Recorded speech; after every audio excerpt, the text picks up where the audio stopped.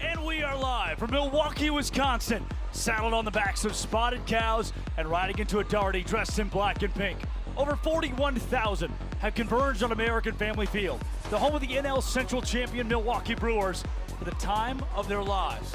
The Animals have sold out an MLB park. Welcome to the greatest party in sports. And welcome inside the Rage Cage. I'm Drake Toll, here to hold your hand, or your beer, for the next 2 hours of tussle. Standing next to me, AJ Switek, due for an updated perm as the 12 and 15 Party Animals meet the 15 and 13 Loco Beach Coconuts. You are watching the Bananaball Championship League, nationally televised on the CW, and you're just 17 hours removed from the beach being brought to all of us here at America's Dairyland.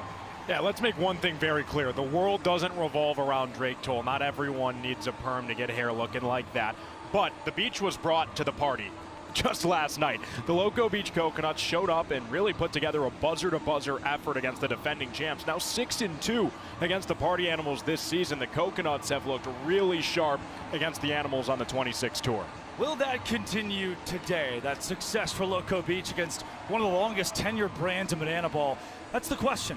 Before we get there, who are the Party Animals? You're used to the Savannah Bananas, the sport of bananaball named after the bananas, but these Party Animals came along 6 years ago. And 6 years between then and now, they're already selling out an MLB stadium. But I want to go back to the beginning before we give you the now. Here's the history of those Party Animals. Welcome to history, the culmination for a brand built to lose. The Party Animals made their first appearance on June 21st, 2020 in Savannah, Georgia. The team was made simply to give the Savannah Bananas someone to play bananaball against, someone to beat. But it was clear they were different from the guys in yellow. Jump forward to 2022, the Party Animals played 6 games on ESPN Plus and 10 games across the southern United States, bringing the party to a new nationwide audience.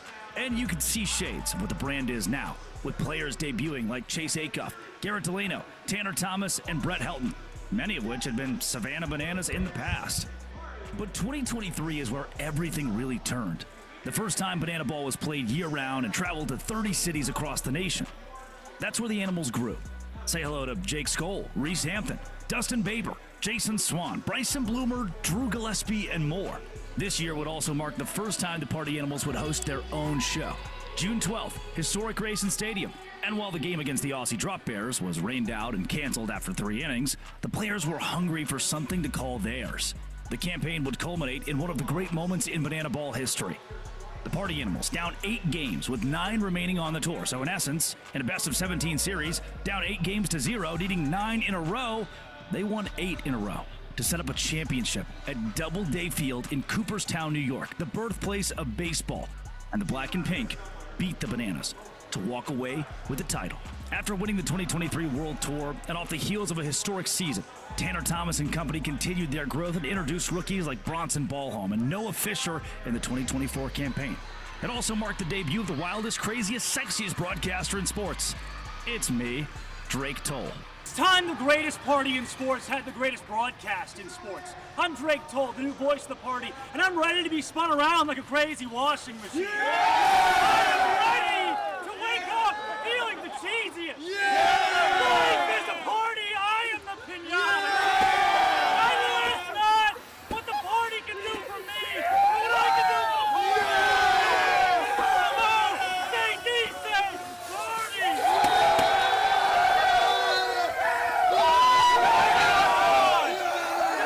And I knew I loved this team on March 9th, 2024. For the first time, bananaball was played in an MLB stadium.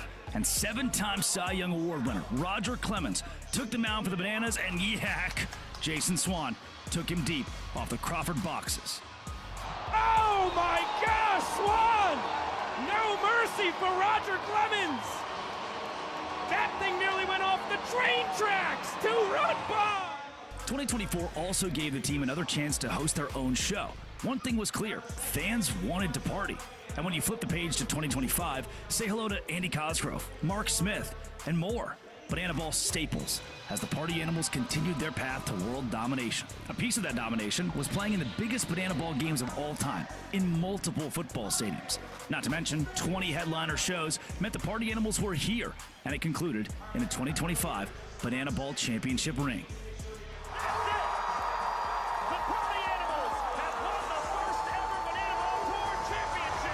And before this season could even begin, during the 2026 Bananaball Championship League draft, Coach Mike Vivacus made the decision to redraft the championship roster, bringing only 2 new players into the fold, TJ Reeves and Mikey Ballard. And yeah, this year has been a slow start for the Black and Pink, but they're gaining momentum. Just a month ago, in May, the Animals had their first headline series in an MLB stadium against the Savannah Bananas, winning it 2-1 and turning it Atlanta pink. This brings us to the present. Milwaukee, Wisconsin. American Family Field. Not a single banana in sight. The Party Animals have sold out an MLB stadium. The Party Animals have arrived.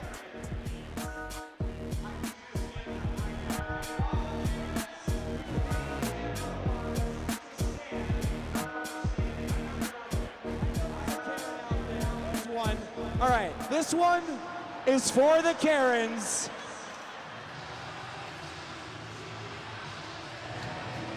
You can let loose, Karen, it's okay. You're with friends. Let her rip.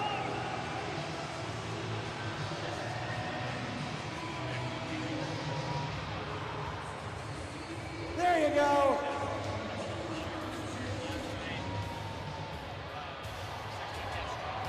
Shout out, Karen. You can let your hair down tonight. You are in the Party Animal Kingdom.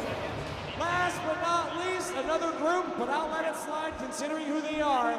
Janan, Adam, Rob, and Chris, please welcome to the field, Party Down!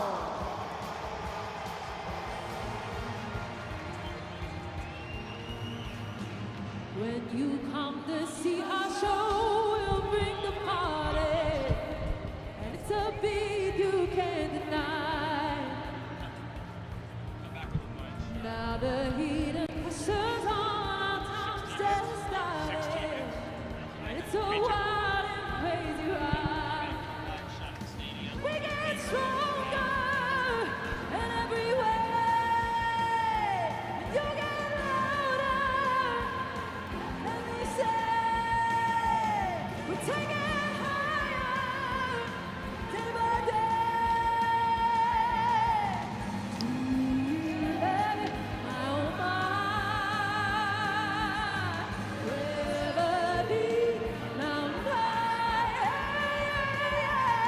Take this party to the sky.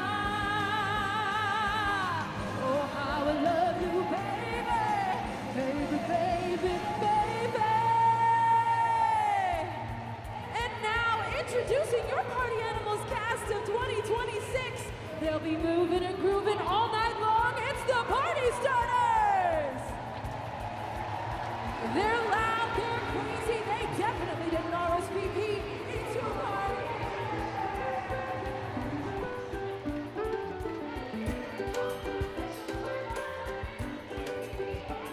You are watching Bananaball on the CW as the Party Animals locked in with the Loco Beach Coconuts live from the home of the Milwaukee Brewers in Milwaukee, Wisconsin.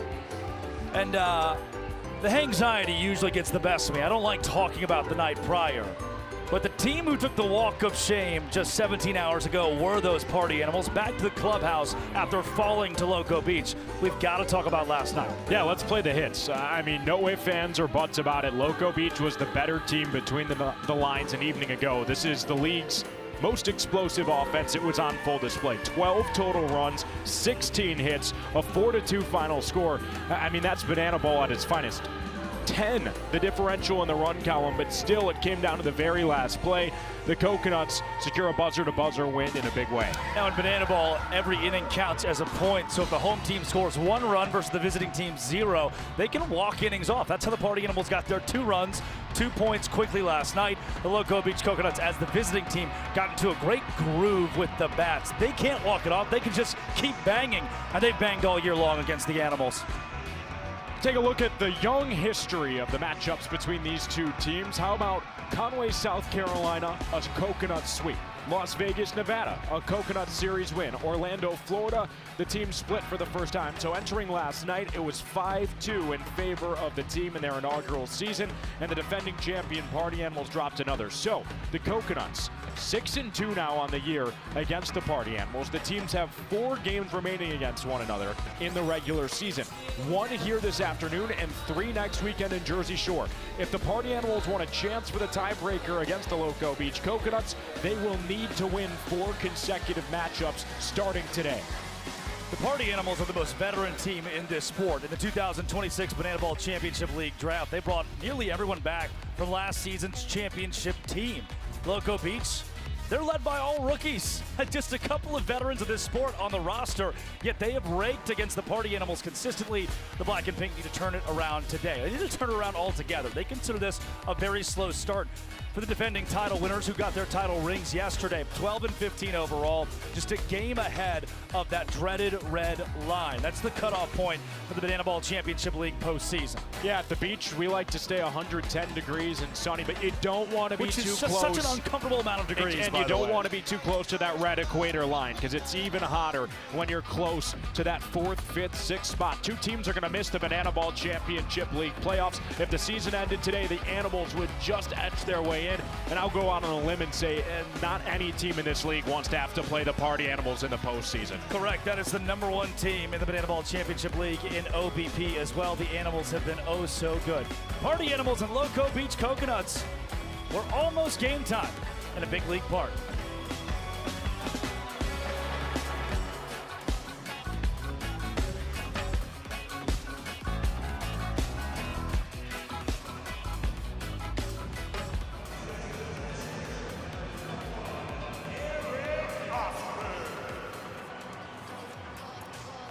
Batting 7th, the extra hitter, number 11, Ashby Binding. Batting 8th, the second baseman, number 7, J.D. Urso. Batting 9th, rocking triple twos, Danae Benitez. Batting 10th, the designated hitter, number 4, Barrett Carson. Starting on the mound, number 20, out in right field, Will Etheridge. The head coach for the Loco Beach Coconuts is Mark Crocco. He's assisted by Andy Morales and Anthony Marks.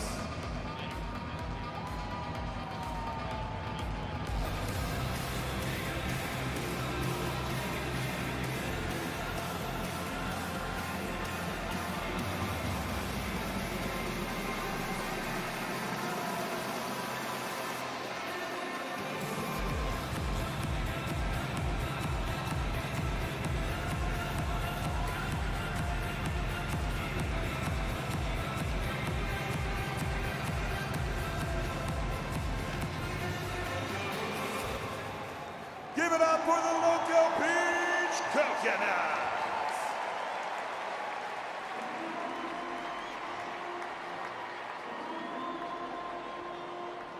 Milwaukee, I need you on your feet.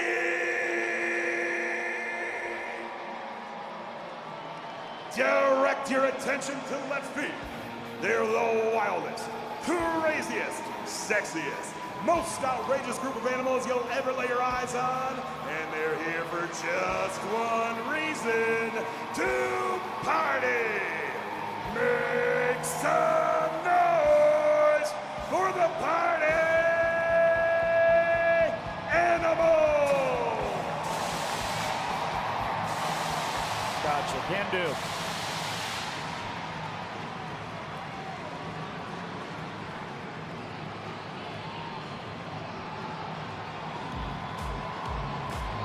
What a scene it is in Milwaukee.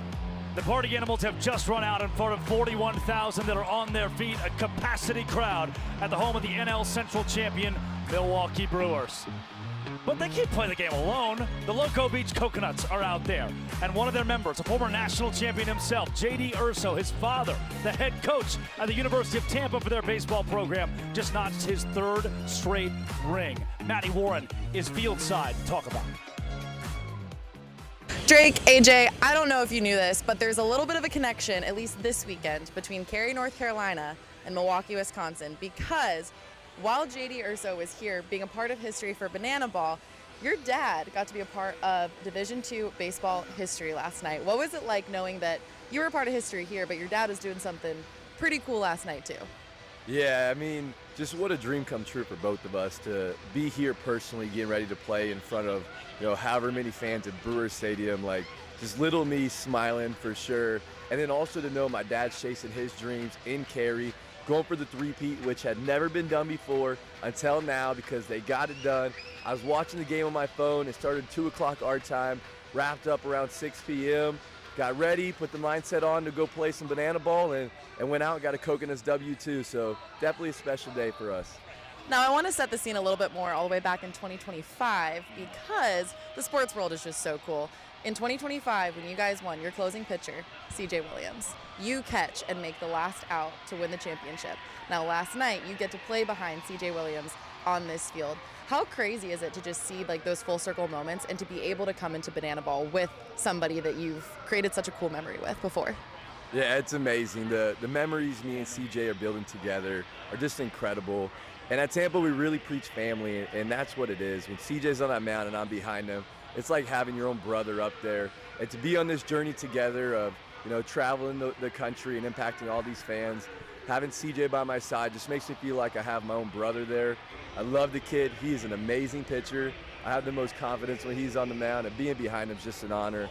But the Spartan family connection is definitely still there. Now yesterday, when you hit your double, you brought a little bit of Tampa to Milwaukee, and in your uniform, you bring a little bit of some family history. Can you talk about, one, your celly that you had on second base, and then the meaning behind why you wear the number 7? Yeah, absolutely. So, hit the double yesterday, and the only thing I could think was, give a little tribute to the boys who just won it all at Tampa. So I hit them with a little UT. But the number 7 means everything to me. I'm named after my dad. My dad actually accepted the coaching job at Tampa the day after I was born, and my whole life he's been my hero. And he wears number 7 at the University of Tampa. You cannot wear that number because it is retired. So as soon as I got here, they asked what number I wanted to wear, and it's a pretty easy answer. I wanted number 7, and to go represent him every day I'm on that field. Man, such a weekend for cool history. So I think we're gonna just kind of lay out here for a little bit, bring a little bit of Tampa to Milwaukee. Drake, AJ, all you guys. Thank you, Maddie. Thank you, J.D. Urso.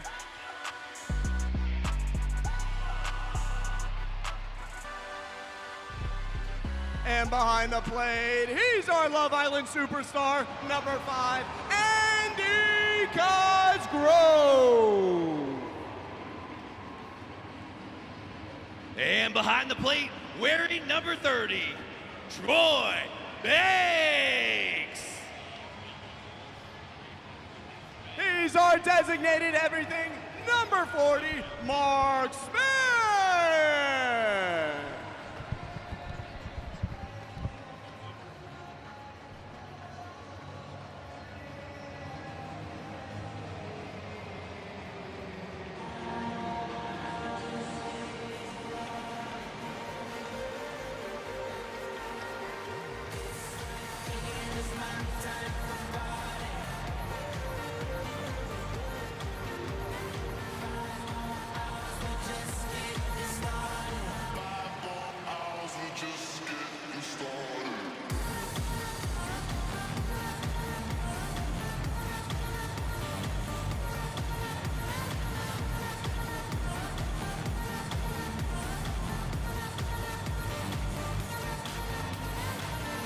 Give it up for your party animals!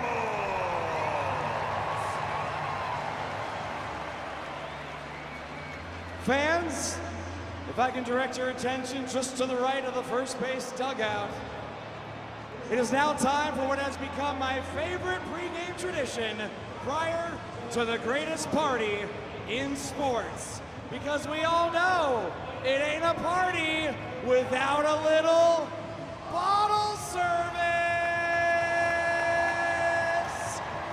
Meet our bottle service, baby. 4-month-old Bryce. Will Bryce take the bottle? He took the bottle! Yes, yes, yes, yes, yes, yes, yes.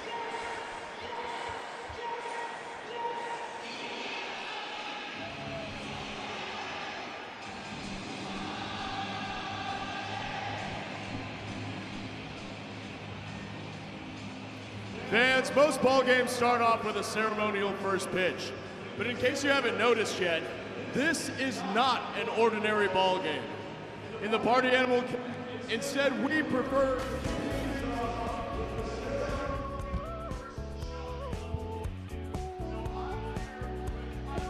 a party the likes of Wisconsin has never seen before. The Animals and Loco Beach Coconuts have taken over America's Dairyland for a 2-game stint. This, the final game of the weekend, but it's not baseball down on that field. No, banana ball. Here are the rules of the sport from my boss, Jesse Cole, brought to you by PNC Bank. Banana Ball is the fastest and most entertaining show in sports. And the 11 rules guarantee the most fans' first experience every second. Unbelievable! Welcome to the Banana Ball Championship League. Rule number 1, win the inning, win the point. The team that scores the most runs in an inning wins the point. It's a walk-off winner to the deepest part of the field. Oh my goodness! With the equalizer point, trick plays provide the away team an opportunity to earn a point going into the final inning. And in the final inning, every run counts as a point. Rule number 2, Banana Ball has a 2-hour time limit, guaranteeing that every game is fast-paced and action-packed. Rule number 3, no stepping out of the batter's box. If you do, it will result in a strike. Max stepped out of the box, and because he stepped out of the box, that's it. Rule number 4, no bunting, because bunting sucks. If you bunt, you'll be thrown out of the game. Rule number 5, batters can steal first base. Ball 3, Gideon taking off for first throw from Leroy in time. Rule number 6, there's no walks. Walks are ball force sprints. The batter can advance as far as they want until every position player touches the ball. Those defenders have touched the banana ball. It is a 4-base sprint to open up the ball game. Rule number 7, no mound visits. Nope. Rule number 8, foul balls caught by a fan count as an out. Oh, they caught it! They did! They can't caught it on the third point. We're going to showdowns. Rule number 9, the showdowns. In showdowns, the best of the best face off in the biggest moment. One hitter versus one pitcher with one fielder behind him. And the hitter has to score. Deep to right center. See you later. Rule number 10, the Banana Ball Challenge rule gives the coaches and you, the fans, a chance to impact a call on the field. Rule number 11, the golden batter. Once a game, each team can give any player an at-bat, regardless of the lineup. This offers the biggest matchups on the biggest stage. Big on big. Gamer, let's go! Let's go! Let's go! Get out of here, ball! That thing had a family! And those are the rules of Banana Ball.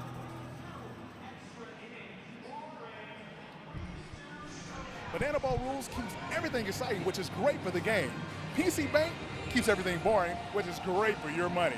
PNC Bank, brilliantly boring since 1865. What are you doing, man? We're the party crashers. We don't follow the rules. Speak for yourself. I've been following rules at PNC Bank, and it made my money the long way, baby. All right, now, if you want to continue watching Banana Ball, stay tuned on the CW. Yeah. Oh, yeah, PNC. PNC did this for me.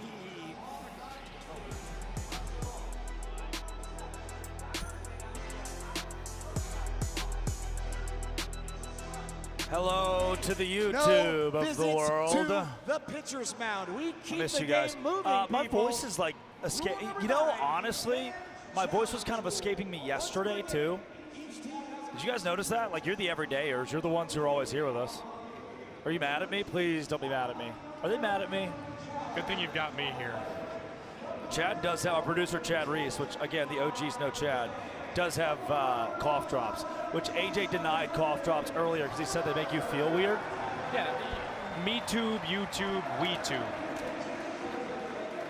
Okay, what does that have to do with the cough drop thing? YouTube is a family. Oh, look, the rules again. Cough drops destroyed my family. In case you guys forgot the rules. Big cough drops. Thankfully, here they are to refresh. Because this is obviously all of your first times watching Bananaball. LA 0070 period sunglasses said, "Hey Drake and AJ sound good." Thank you. You shouldn't have. Doris isn't mad. Thank you. None of them are mad. That's not good. Other than they were mad at me.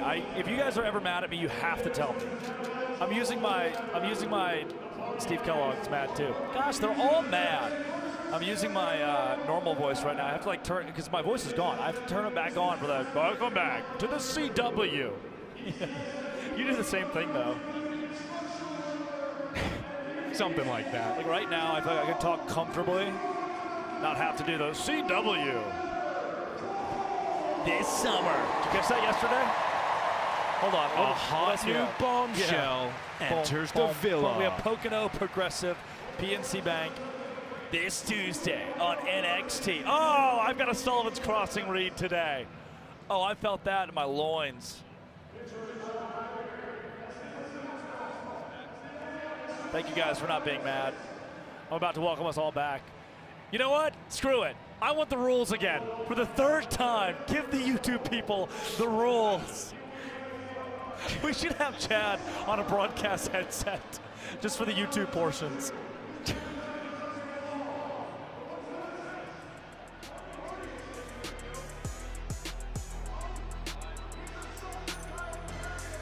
Back from Milwaukee, Drake Toll alongside AJ Switek on the CW as the Loco Beach Coconuts play visitors to the Party Animals tonight in a game that will cap our two-game series in Wisconsin. AJ, the place is already full, and these crowds have been top-notch. Drake, at 22 years old, I've been extremely fortunate to have been to as many venues, broadcasts in as many places as I have, and I've never been left speechless until last night. The 41,000 came, packed out the dome, and it was loud from start to finish. Oh, and listen to this. This place is about to go nuts. Ear-crushing. As that tiny tot, he is safe at home plate with our ceremonial first home run. The scenes here in Milwaukee at American Family Field. The significance of a show with no Savannah bananas. The inventors, the creators, the originators in this sport. But the Party Animals, the second brand, the second logo, plays first fiddle for a fantastic audience. And it's time to ensure they're ready. The cast is ready. The players are ready. And now it's time for you, the fans, to get ready. So we need everyone who is able to get up out of your seats, on your feet, and please help me welcome tonight's fan warm-up leader, 7-year-old Paisley.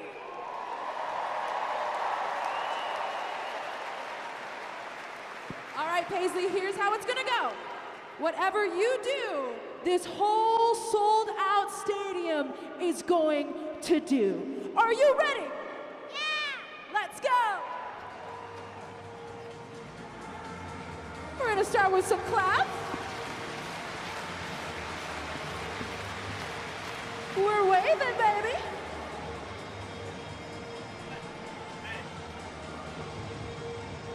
Ooh, bring it around town. Scuba.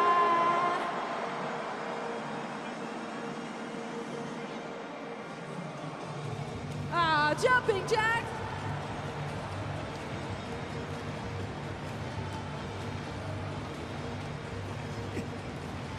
some more claps, y'all.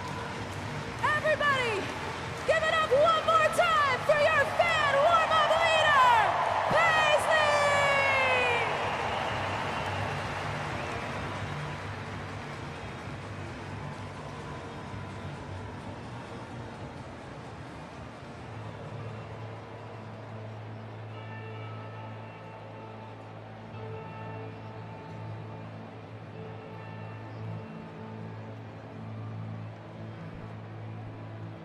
Ladies, gentlemen, boys and girls, and partiers from around the world. Today, you and thousands of your friends here live, and millions more watching at home, have gathered here to witness something beyond your wildest imagination. From 6th Street to Bourbon Street, from Tampa Bay to Broadway, party people come from across the globe to witness this. This is not baseball. This is the Rage Cage, where the wildest, craziest, sexiest players step into the gauntlet. This is a game of the fans, by the fans, and for the fans. But this is not your granddad's pastime. This is not just another day at the ballpark. This game is baseball by birth, fruit by name, and an absolute worldwide phenomenon by the grace of God, featuring Lil Jon. This is the time for all 41,000 fans here in Milwaukee, Wisconsin, to get on your feet and give me your voices.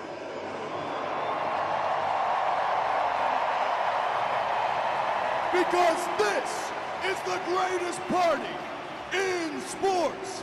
Ladies and gentlemen, this is bananaball!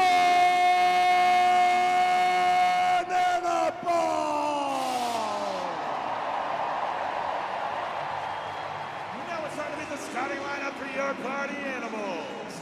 Coming from between sections 103 and 104, the catcher, number 5, Andy Cosgrove.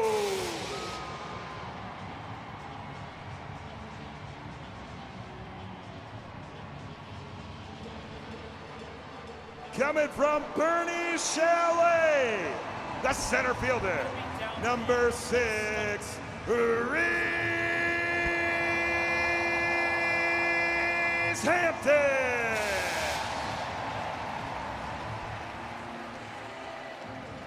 Coming from between sections 407 and 408, accompanied by today's designated fielder, Big Bo, the right fielder, Jake Skull.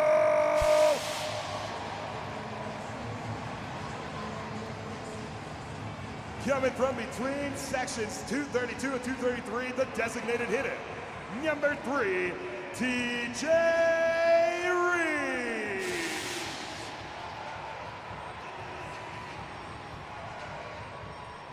Coming from between sections 209 and 210, the first baseman, number 2, Jason Swan.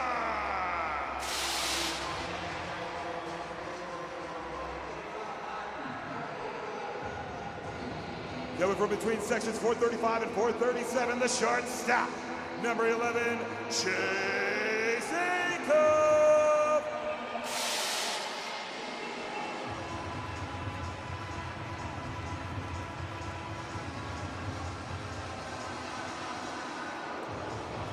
Coming from between sections 421 and 423, the extra hitter, number 4, Tanner Tinder Thomas.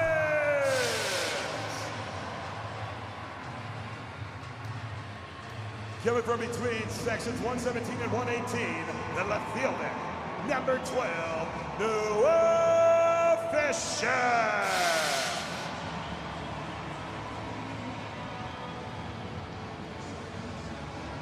On top of the third base dugout, today's third baseman, number 8, Bryson Bloomer.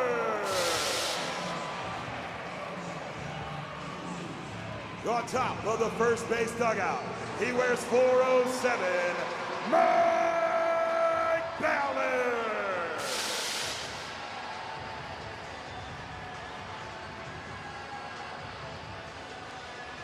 Coming from the first base dugout tunnel, today's starting pitcher, number 22, Pistol Peter Holden.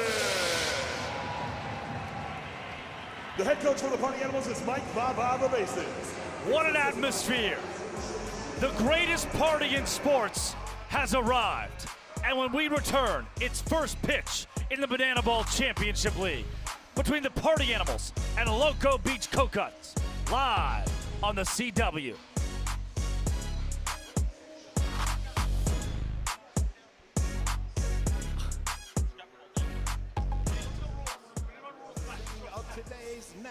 All right, YouTube, we're going to go rules in Please 5, welcome to the 4. field, Yeah. Miss Wisconsin's team. More Natalie rules, more Pop. rules. Oh, say, can you see by the dawn's early light what so proudly we hailed at the twilight's last gleam, whose broad stripes and bright stars through the perilous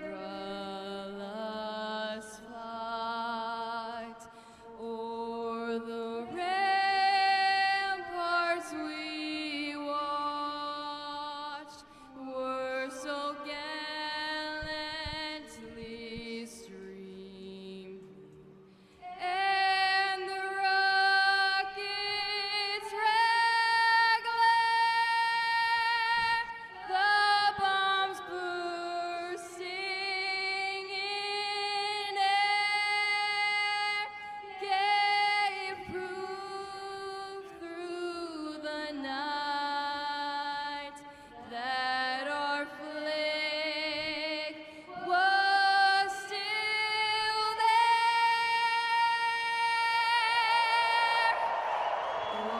Oh, say does that star-spangled banner yet wave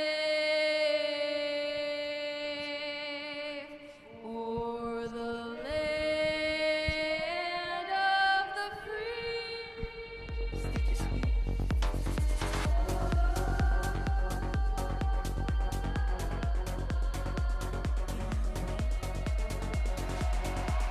My goodness.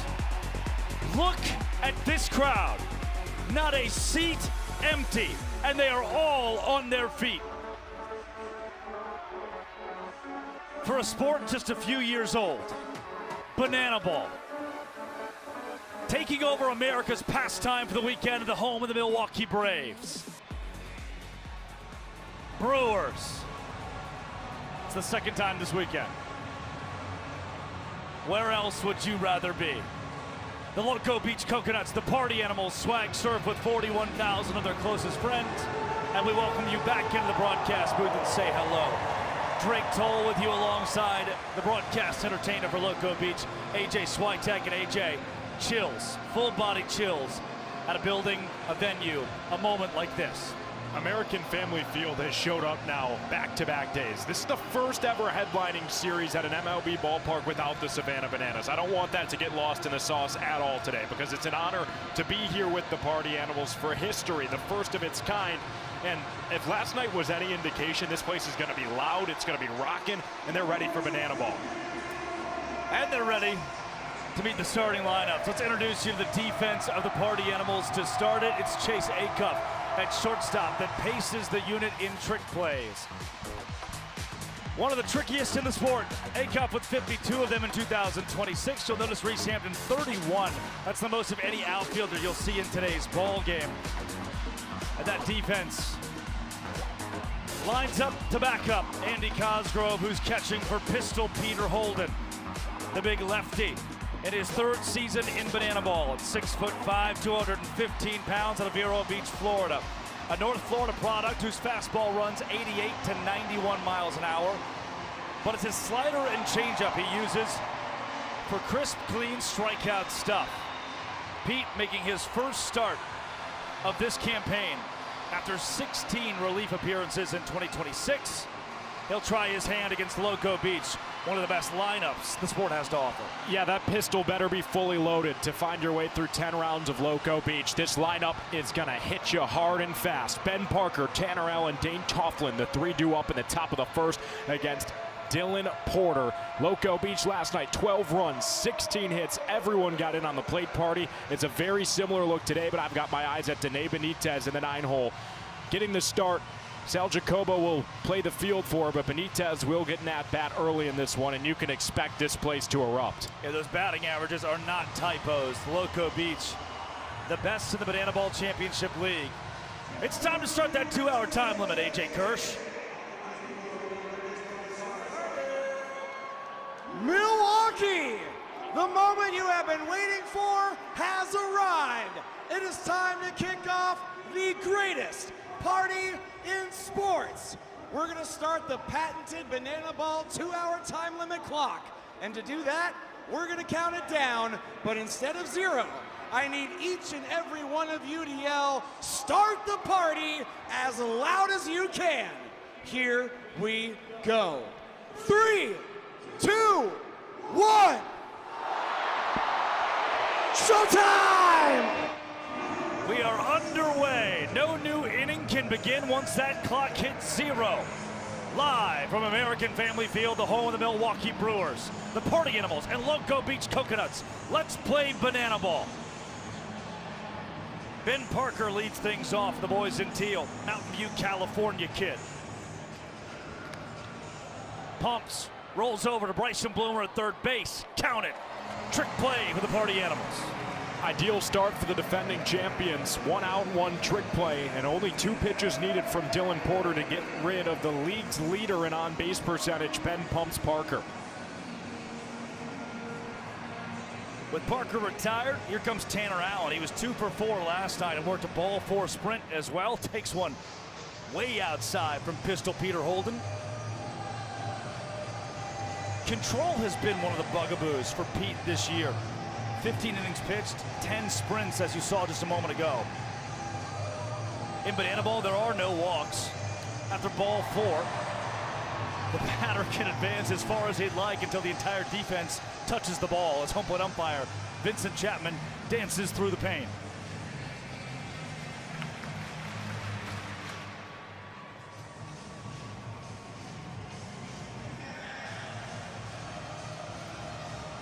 TA, that hit him.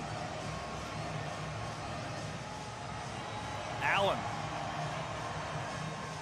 Oh, that cannot feel good. No, still crunched down.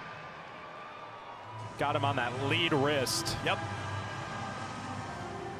Tanner Allen, former National Player of the Year. He's still nursing it right now at home plate.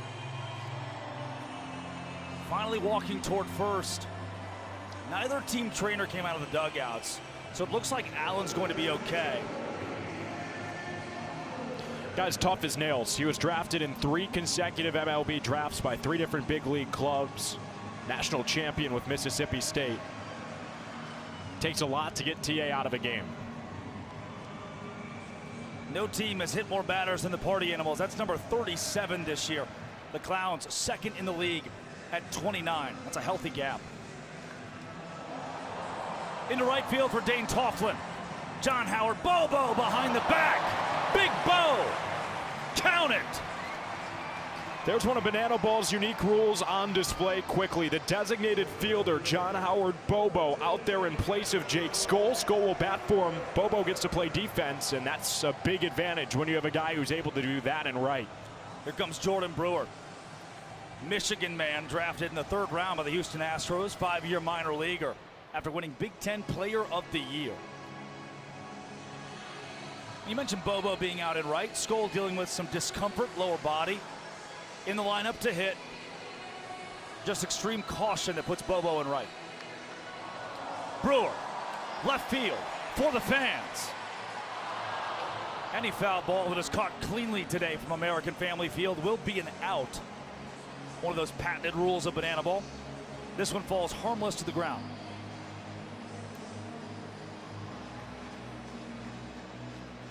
Brewer a wise take low, and it's 2-1.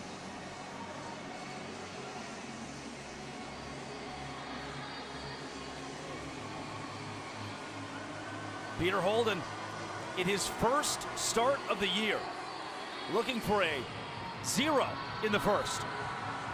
2-2 with 2 down. Brewer up the gut. TA wants third. He's got third. They're on the corners for Loco Beach. Tanner Allen was just shot out of a cannon. He got a really good jump on that bat to ball.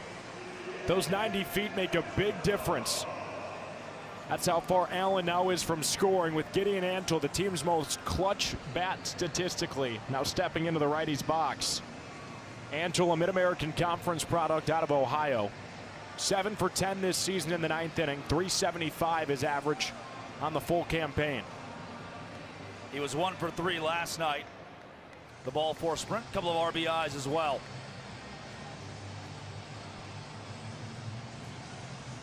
(2-0).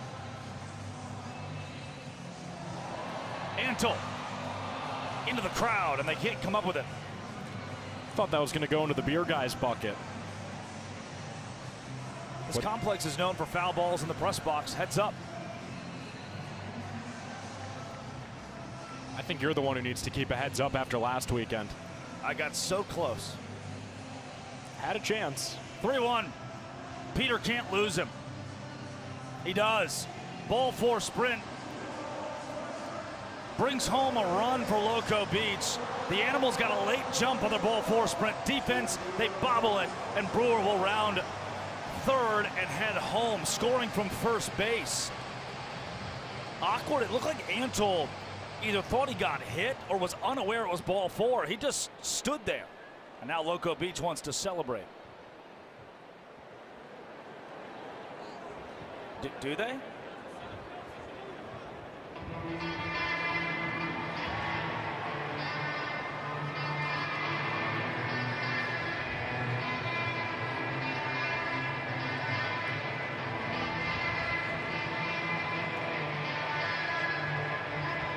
I think I get it. The green and yellow chili peppers were insufficient. You colorblind? To begin the bit of the red hot chili pepper that Caden Bowler was going for. Cool, you colorblind? No, those were the colors. There was not a green pepper. Really? It's yellow and orange. I'm finding out for the first time that I am colorblind. Welcome to the CW. Thank you. I am finding out for the first time that we are on the CW. Welcome to colorblind life. The Sullivan's Crossing CW? And welcome to Big League Ballpark's Eric Osberg. That gets the batting average back over the 250 hump for a guy who played 7 years of affiliated ball, last 2 in independent ball, where he led the American Association in doubles with Milwaukee's own Milkmen. He's replaced on the bases by Armani Henderson. And it's going to be a crooked number here in the first inning for Loco Beach against Peter Holden.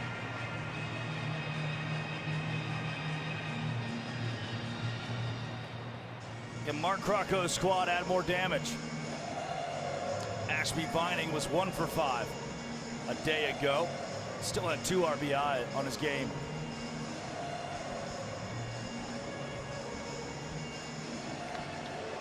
Vining, well hit into center. Reese Hampton underneath it. Retires the 7-hole Vining, but not before Loco Beach strikes for a crooked number. That's a ball that, if the dome was closed all the way, may get out, but it's only open on the left side of the yard. Stalled up, didn't have the backspin it needed to leave. Good swing from Ashby Vining. His offense put up 2. Now the defense surrounds the hill for Will Etheridge, looking to secure a quick point for Loco Beach. Identical to what you saw last night. The only difference, Eric Osberg going to catch with his battery mate Will Etheridge. The two longtime professionals are a package deal on the hill and behind the plate. Speaking of Will Etheridge, he has been absolutely stellar since stepping into his starting role. Him and Eric Osberg rarely surrender points. The earned run average, 5.56, continues to drop. It doesn't tell the full story. He's yet to be credited for a loss on the book. He will square off against those party animals. A dominant lineup led by Andy Cosgrove, the Rookie of the Year in 2025. Reese Hampton behind him. Jake Skoll will bat third. Cosgrove, contrary to popular belief, batting .256 this season. He is batting 0 so far today. But Hampton behind him, still looking to catch on in his 2026 campaign. Skoll was the MVP last year. His numbers are very similar to what he did a season ago. And if any are to reach, TJ Reeves, just a rookie, is batting .405. Andy Cosgrove, one of us. According to your TVs at home, you're doing just as well as the Rookie of the Year. Me and Andy Cosgrove, huh? One of us. Same batting average. Animals need to strike for 2 to tie the inning, 3 to win it. Otherwise, Loco Beach will take point number 1 in this game. Sport of banana ball. Every inning counts as a point. Win the inning, get the point.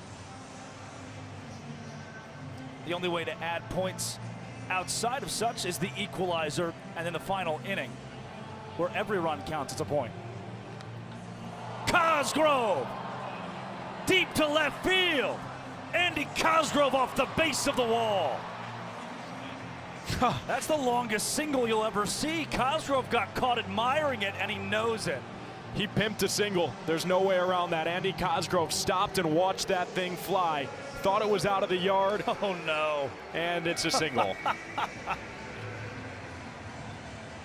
Right off the ex-teeny espresso martini sign.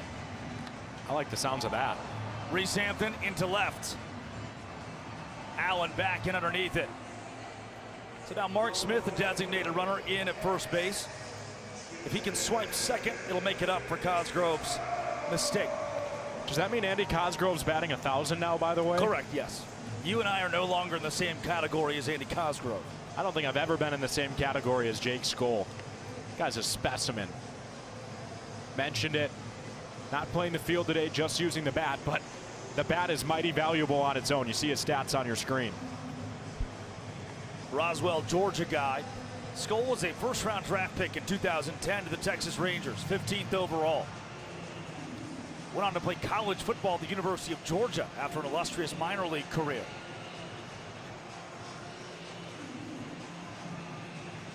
And on that topic of minor leagues, Will Etheridge. 4 years in affiliated ball. These are two guys who had big league aspirations and now find themselves in a sold-out big league ballpark.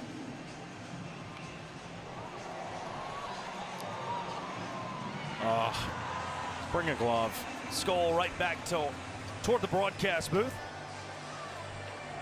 And fans can't come up with it. It's 1-2 to the MVP.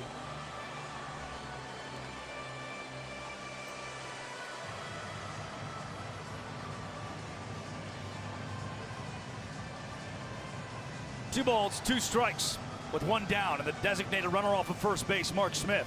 Etheridge fires out to Skoll. If there's one thing you point out for Etheridge, he could improve on a hair. 22 2/3 innings pitched, 13 ball, 4 sprints. Skoll up the middle. Jacobo's there. There's 1. Make it 2. The former party animal secures a first inning point for Loco Beach. It comes with a trick play to boot and a big one. Let's go Loco, baby. The Coconuts pick it up where they left off. Between the legs, 6-3 double play. It's a 1-0 ball game as we head to the second on the CW. Hey, YouTube. I mean, I am chowing down on cough drops. And the problem with eating cough drops, oh, we have baby race?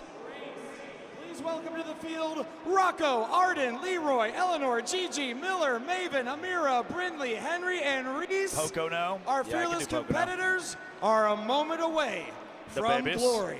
Parents, ready, set, go! And they're off. To the other side. The babies, similar to Pocono Raceway, making their way toward the finish line.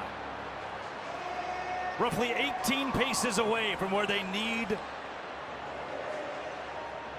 to crawl. And they're going nowhere. One of them is going backward, one of them is pointing backward, and here comes Dirty Diaper. Sideways. The one on the far left, that is the closest on your screen, flailing. Here comes that baby. There are two of them. They're inching nearer and nearer. Here they come. It is between the two of them. It's less of a crawl and more of a rhythmic hop. That baby so close to glory.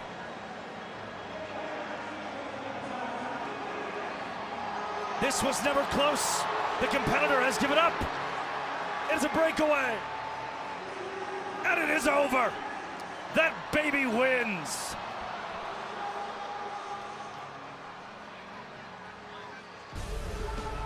Saturday, the tricky triangle is calling as the NASCAR O'Reilly Auto Parts Series takes on the high speeds of Pocono Raceway.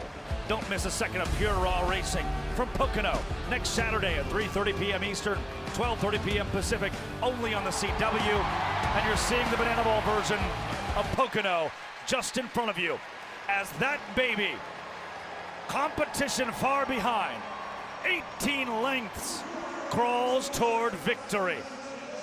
It was truly never close. Shades of Pocono Raceway, live from American Family Field, the home of the Milwaukee Brewers. Glory. Drake Toll alongside AJ Switek, the Party Animals, taking on the Loco Beach Coconuts, and Peter Holden out for his second inning of work. Fires home a strike, facing the 8-hole JD Urso. Urso to Bloomer, between the legs. Bloomer, trick play, count it. But what a 24 hours it's been for the Urso family. Really special for JD and his father, first ever coach to three-peat. But there's a hot new bombshell entering the villa. Her name is Danae Benitez, and it's signature walk-up time for one of the faces of this franchise.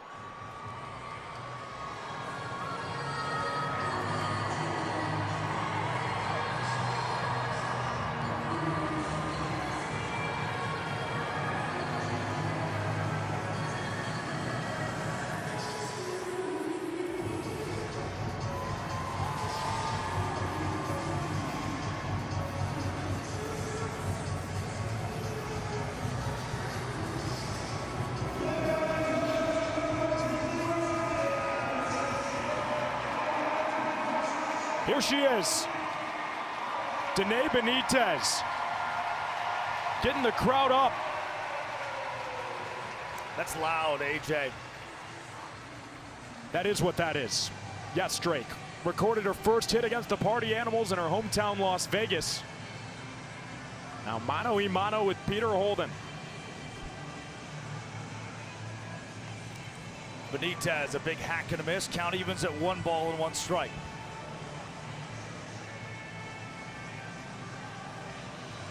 Danae out of Las Vegas, Nevada. Down 1-2. The fans can retire Benitez. And they do not. As clear a shot as anybody. For the guy in the gray. Comes up empty, still 1-2. Counts even.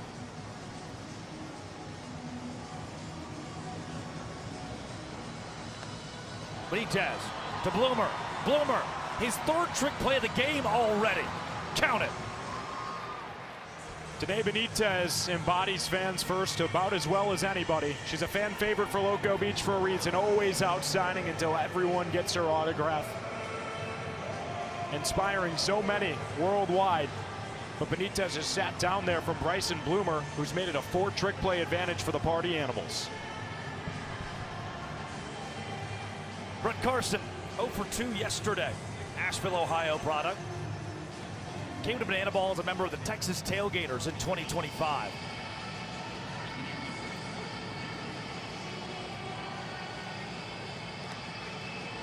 Became a well-recognized face of that franchise.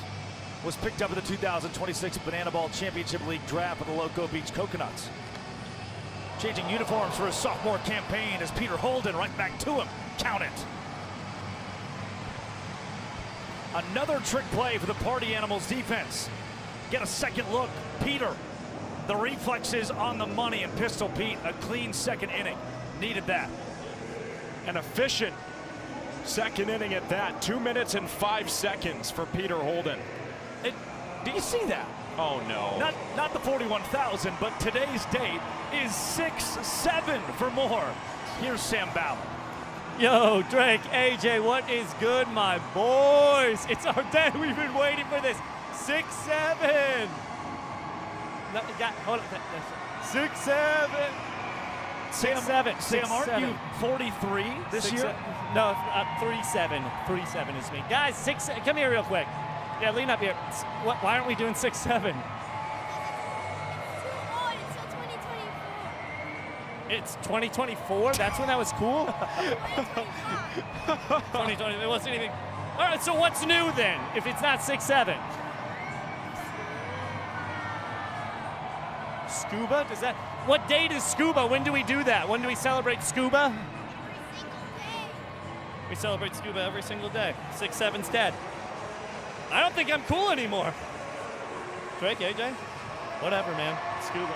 I think you're cool, Sam. Yeah, thanks. Thank you, Sam. And to be clear, World Reef Awareness Day is celebrated on June 1st. So you just missed Scuba Day. You're about 7 days off. Okay.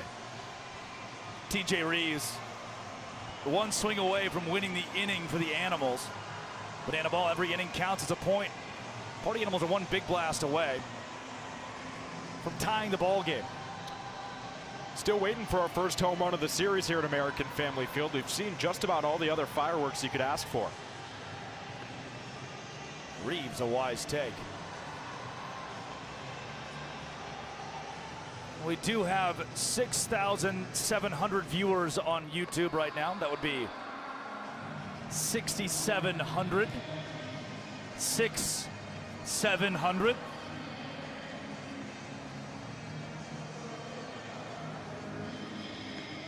Swing and a miss. And she gonna call me Baby Boo.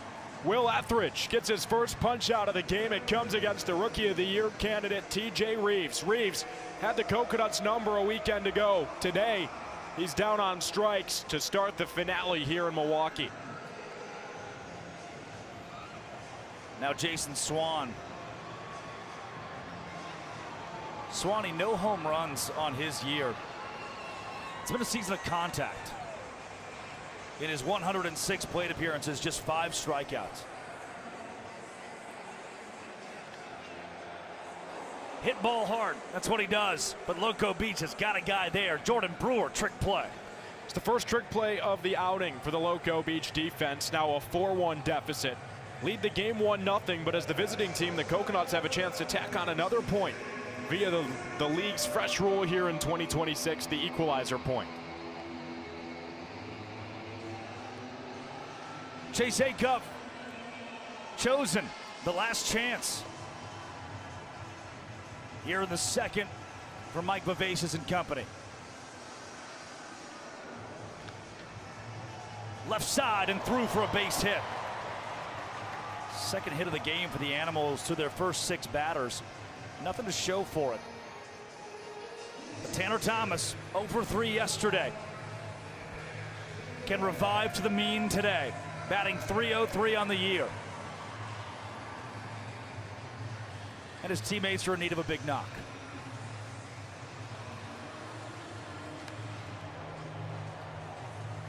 I want to take a moment to appreciate what we just saw from Chase Acuff. I mean, this league has a myriad of superstar shortstops. He may be at the top of that list right now. Now hitting .375, just penciling the ball where the defense isn't on a consistent basis. Thomas to the fans. They bobble it. Yeah, you know, the trick play numbers aren't top in the league for Acuff, but at the plate, he's the best shortstop we've got. Swing and a miss for Thomas. Etheridge gets out of a minor jam, and it is still 1-0 Loco Beach. Will Etheridge is getting scary. As this season's moved forward, he's gotten better and better and better. The longtime pro baseball player keeps the Animals at bay. It's 2-0 Coconuts as we head down to the field. Bananaball history, we are offering open bar! Whoa. AJ. What? Not that kind of open bar. Well,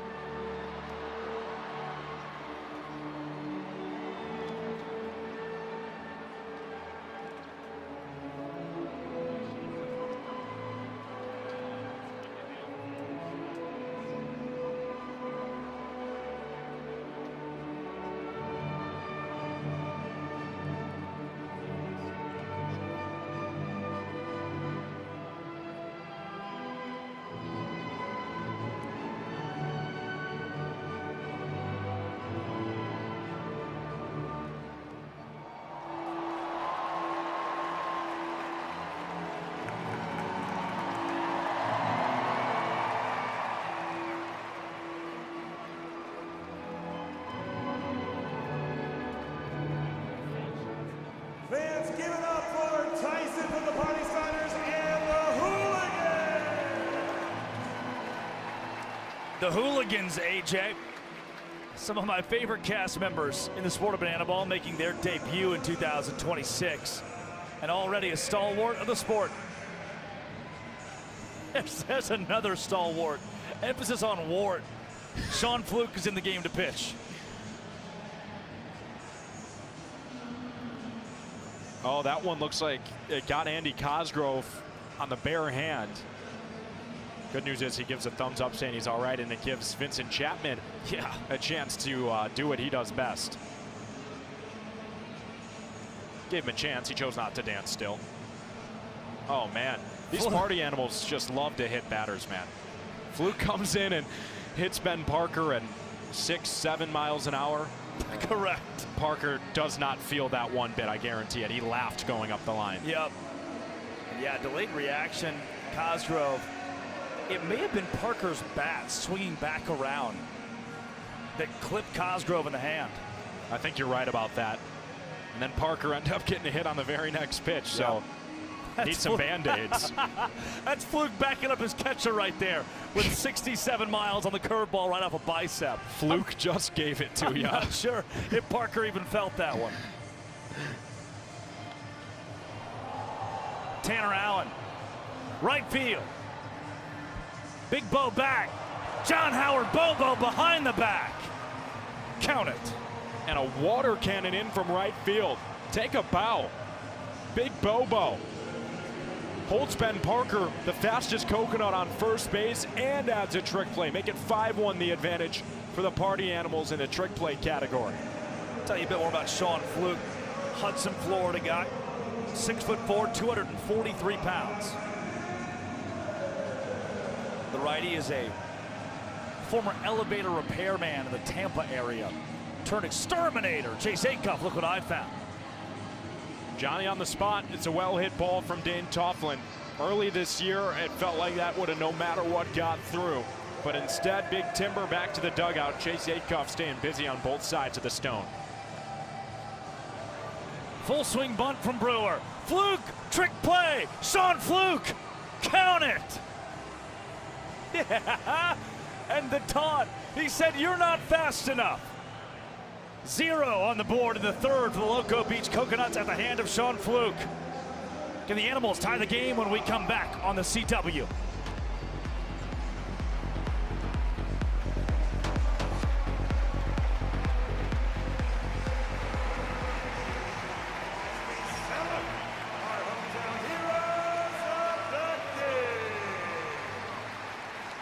We thank you for your service and commitment to our great country. To our police officers, to our firefighters, to our nurses, to our EMS workers, to our dispatchers, and to our school teachers! The Party Animals and Coconuts say thank you.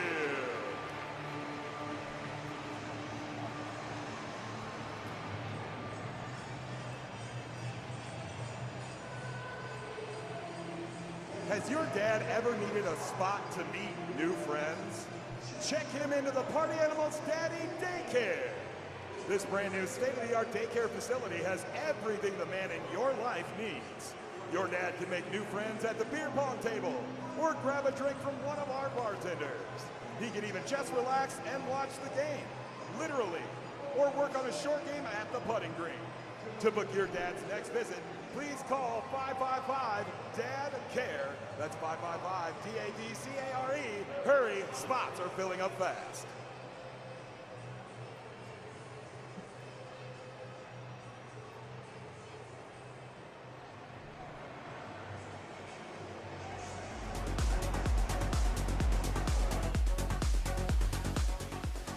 This Tuesday on NXT, the Women's Championship is on the line, and the challenger will stop at nothing to take it. Tune in for what is sure to be a ruthless, hard-hitting, non-stop showdown.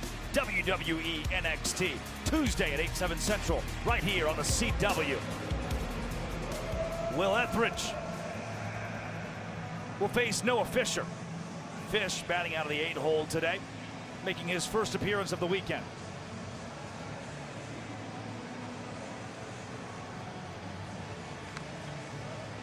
Fisher,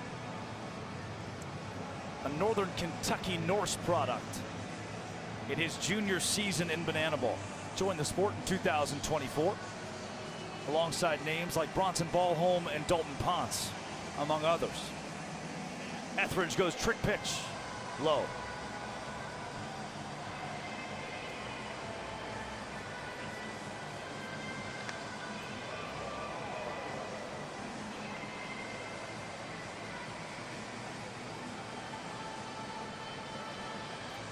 Maybe confused by the 3-2 count. There were 2 pitches thrown during the commercial break. Trust me, wasn't my fault. Noah Fisher. Near the stands, off the net. You're one of the only people I know who always has to point out when it's everyone else's fault. I didn't. When was the last time something was your fault, Drake? There were fans at home wondering, how did the count get? Is the count really 3-2? The answer is yes. Somehow we got through 2 pitches. It's because you're pushing buttons again. Correct. After my 5th Benadryl, this is what I see. This is what happens. Fisher way underneath it into right field. Trick play opportunity for Antle. Pops it up in the hat of J.D. Urso. 2 trick plays for the Loco Beach Coconuts. And 5 Benadryls for Drake Toll. How about it? The Hat Man coming off of second base. J.D. Urso to secure it for a double trick play. That pulls that fight a little bit closer, keeps the bases vacant for Will Etheridge. And it does count as a trick play if your hand is up underneath the soft part of the hat. We should probably find a word for the soft part of the hat. I don't know if there is one. As Will Etheridge calls in his defense, wants to have a conversation, or maybe he just wants to dance. Either will work. Throwing a strike here is a really bad idea. Who has the ball? Will Etheridge. It looks like he does have the ball, yeah.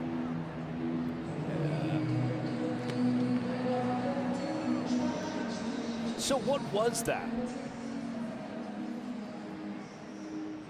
Yes. That was one of the dances of all time.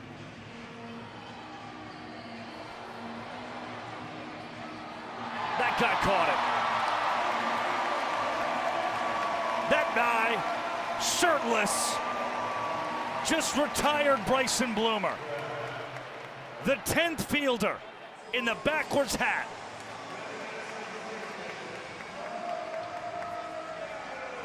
With the frosted tips. Just made an out in today's ball game. And Will Etheridge fired up. He was blowing him kisses. He was screaming. It's got to help a pitcher's confidence when anytime a ball goes into the stands, you know there's a chance that you're getting an out on a fan's behalf. Mikey Ballard ahead 2-0. Fans could do it on back-to-back batters. They do not. Just ticketed for the seats. Bring in a glove.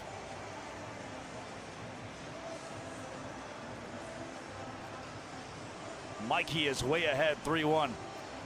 The rookie in the 10 hole today.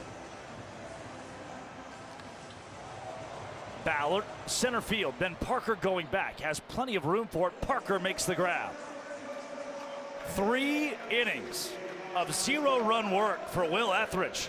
He looks crisp on the bump. Comfortable as they come. It's time to throw it to the field to Keely Lamb.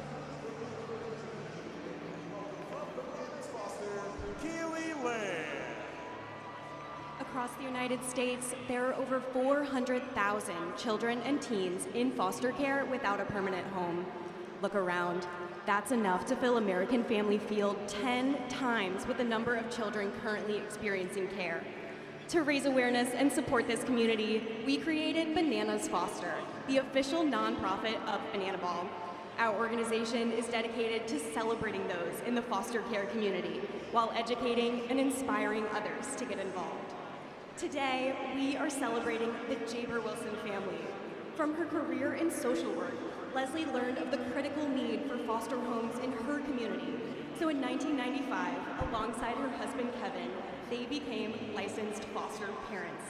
This family is fierce advocates for reunification and maintaining connections with the biological families of the kiddos in their care.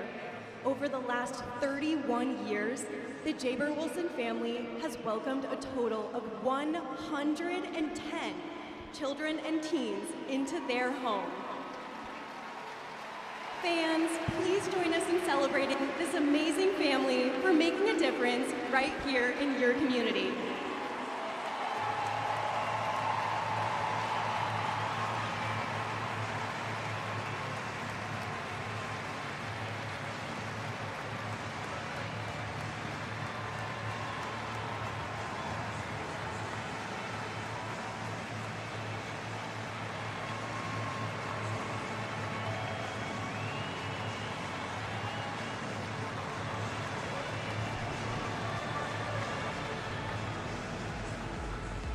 Bananaball on the CW is brought to you by Progressive Insurance.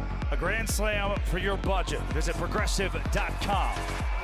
Speaking of grand slams, the rookie, TJ Reeves, hit the first grand slam in regulation in Bananaball history 2 weeks ago in Tacoma, Washington. With Clark Gilmore of the Indianapolis Clowns on the bump, it was a walk-off in the 4th inning, 4-run blast for Reeves. But here's the lore on TJ Reeves.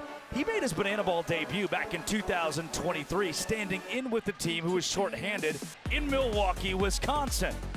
Even roping a hit off of one of the sport's most legendary characters, Dakota Stilt's All-Britain.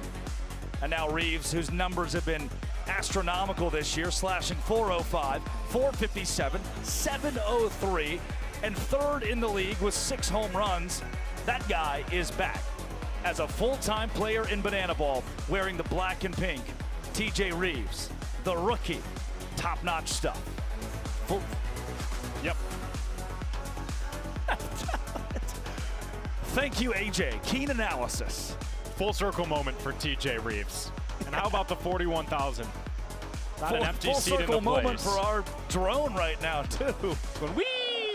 Yeah. Yep. Jake Lialios is in the game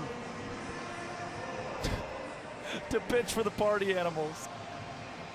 I shouldn't have let you take me into that field of spotted cows. You had one too many spotted cows. You were wrangling them all morning.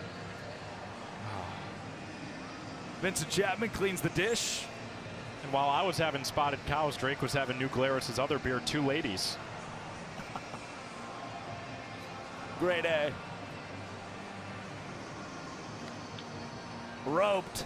A cuff. Trick play number 8 for the Animals. Count it. There goes Gideon Antle. Back to the dugout. Eric Osberg, speaking of grade A, is up to bat and 1 for 1 today. And Vincent Chapman saying 6'7". He's looking up at the booth. He's having a good time. I've got my eyes set on the lefty, Eric Osberg. Last night, he said it was the best he felt at the plate since Petco Park, another big league stadium. Big time double. Oh, man. And he's going to get a chance to rip against a 3-2-2 here. This is risky territory. 3rd inning. Second batter, second pitch. A dance incoming for Lialios. No, it was a deke. Just wanted to touch his hair. Swing and a miss for Osberg.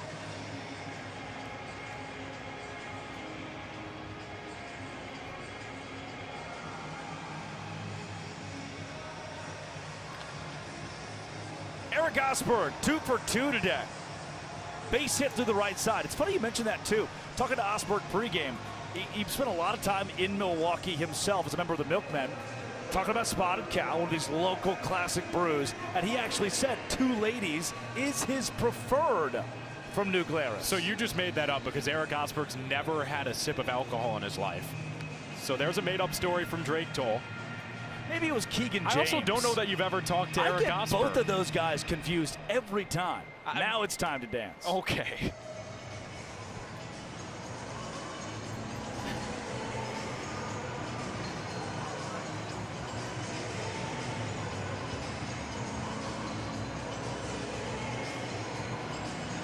Lialios deals outside to Ashby Vining. I'm not over that. You just take Benadryl and make up stories and people take it as verbatim. No.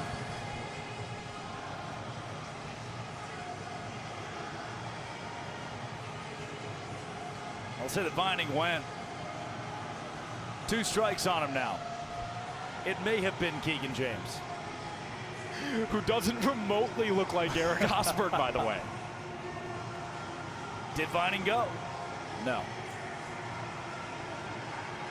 They're both just such infectious personalities. That's fair. 2-2 with 1 down and 1 on.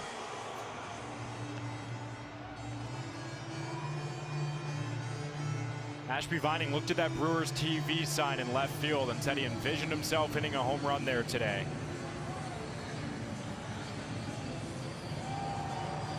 Swing and a miss, not here, Mr. Vining.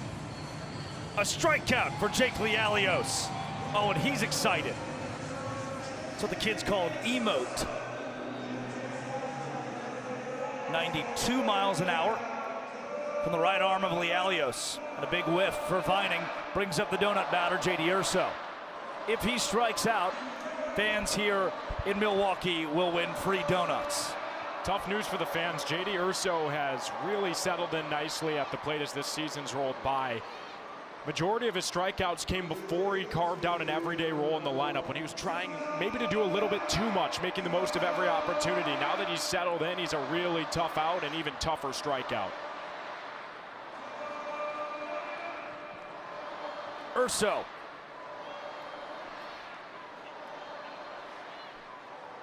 A 1-1 with 2 down. Armani Henderson, the designated runner in for the Loco Beach Coconuts, takes off for second, but after the foul ball, he'll have to retreat. Urso still a little shaken up. Got him right on his own back ankle off the bottom of the barrel. Oh, front ankle, I should say. He's still right on top of his foot. Still struggling to put full weight on it. Vincent Chapman, a pro move, will walk toward the mound to hand the ball off to Lialios, giving Urso some time to settle back in.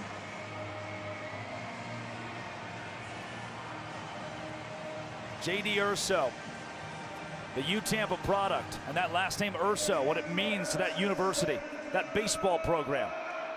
Batting with his father, the head coach at U-Tampa, in mind today. And how about this? I mean, J.D. Urso, 23 years old.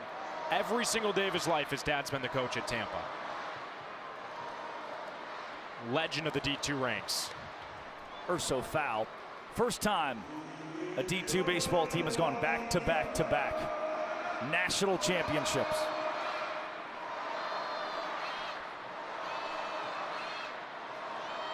Two strikes on him. Trick play opportunity for Acuff. Acuff, what a gun. Count it. Party Animals at 9 trick plays already. They need one big swing to tie the game at a point apiece when we return from Milwaukee on the CW.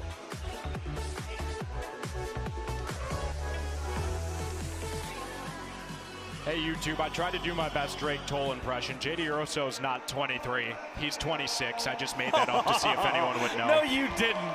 Yeah, I did. No, you didn't. That's hilarious. You're a bad influence. Also, of all the shirts Jesse could have picked, it's so funny to me. It's just like the OG oldest Party Animal shirt available that has it written 5 times on there, fading out. He showed up yesterday. I was like, I don't know, give me that one. What if I told you I lied again? What? JD's actually 25. No. I got you with both. What is wrong with you? I got you with both.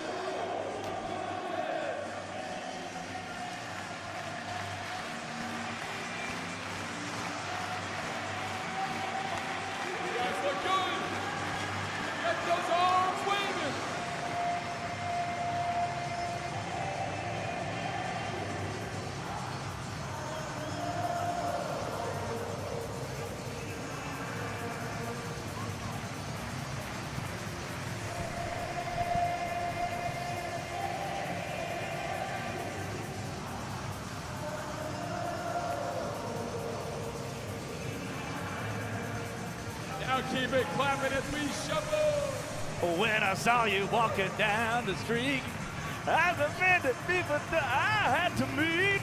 Yeah, good baby, love so fine.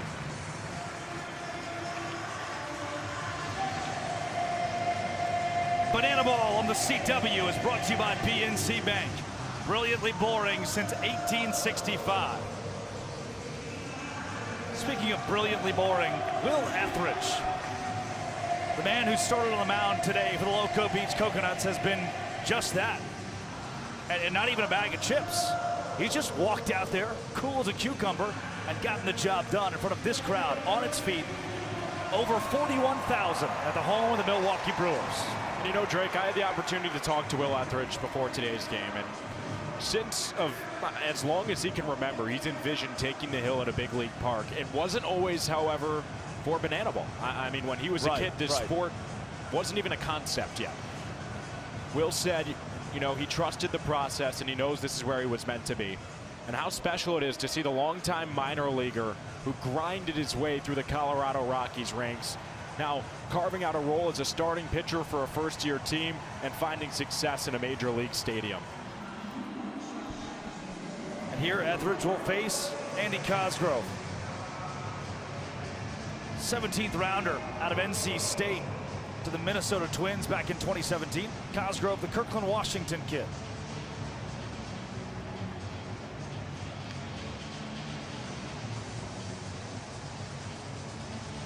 One for one today with a single.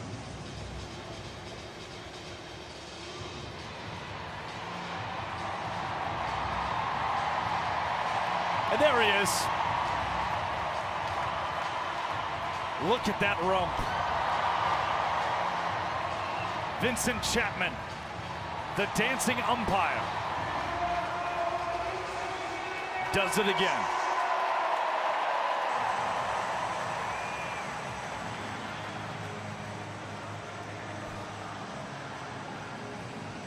I think that's what my upstairs neighbors at my apartment are doing. I think that at 3 a.m., that's gotta be. That's your average upstairs neighbor at 3 a.m. Safe to call Vincent Chapman the dance bird of our generation? Yes. Safe. After further review. Swing and a miss for Cosgrove. She gonna call me Baby Boo. How about a third strikeout for Will Etheridge? He's gotten help from the fans, but he's also done plenty on his own. evaded the barrel with the heater, elevated, and Cosgrove couldn't climb the ladder in time. One away in the bottom of the fourth. Any long ball would tie this game.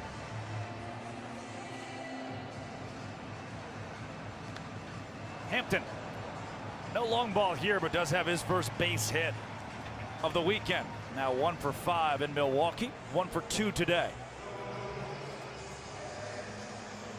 Jake Skoll behind him. This has been the mainstay for the Party Animals for now over 4 years. Hampton and Skoll. Some iteration of those two names back to back in the lineup, one driving the other in. You look at Skoll and Hampton, combine their RBI and runs scored year in and year out. That shows you where the Party Animals go.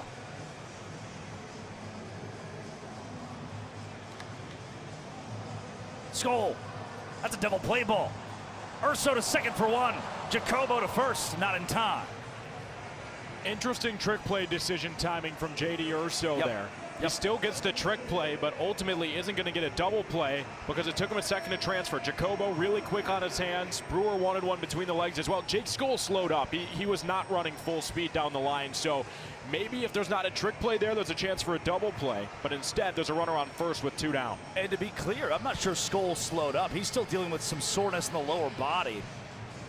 So that's about as hard of a 90 as you can get. He's around 80% today. That's why he's not playing the field, but his bat is far too big to keep him out of the lineup. Correct. TJ Reeves, another big bat. Rookie out of Birmingham. 18 RBI on the year, his 19th. Would walk off this 4th inning and give the Animals brand new ball game. 0-2. You saw Will Etheridge doing his signature swim move. That's his strikeout selling. Calling his shot against Reeves. Rookie on rookie. Etheridge may have just won this one. No! Throw from Coughlin gets away. Mark Smith is held at third. That was a wise call from the head coach of the Animals, manning third base, Mike Vivacis. They're on the corners with 2 down here in the 4th. Get another look at it. It looked like it almost ate Dane Coughlin up. He rushed the throw. He had plenty of time to get the runner. That's going to be an E5 on Dane Coughlin. That extends this inning. So no runs here will be earned against Etheridge should they come in, but the Animals can walk it off now with a ball for a sprint or a single. Nobody sprints better than Jason Swan. Usain Bolt? 107, well, not anymore. 107 plate appearances, 16 sprints to 5 strikeouts. There are players in the league with more sprints overall, but Swan's plate discipline lends itself to very few strikeouts and an uptick in free passes. Either hit ball hard or take first for free.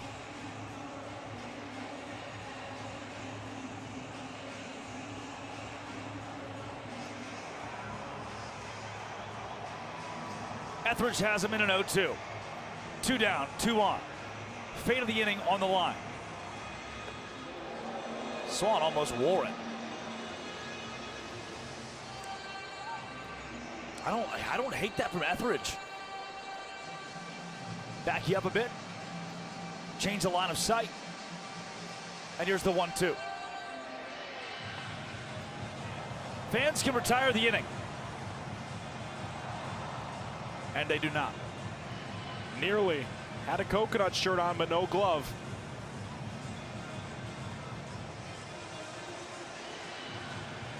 Wow. I mean, that's larger than life. Yeah. 41,000.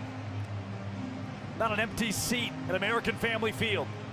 All eyes on Will Etheridge versus Jason Swan. Swan. Foul by 4 feet.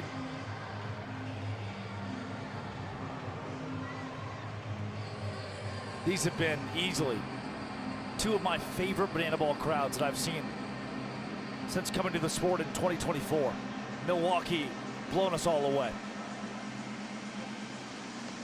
Swan, a swing and a miss. Etheridge incensed. 4 shutout innings for Will Etheridge. Hit the signature strikeout Selly and call him Baby Boo. Will Etheridge gets it done, and the Coconuts stay on top through 4.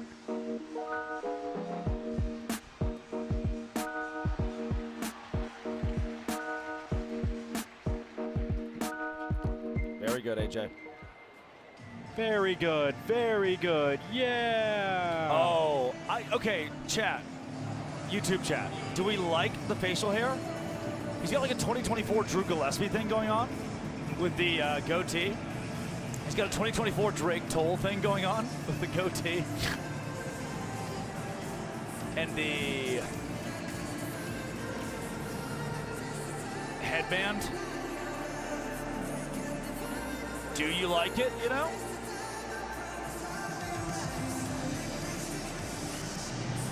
He's a very good dancer. That's my friend Dalton Ponce.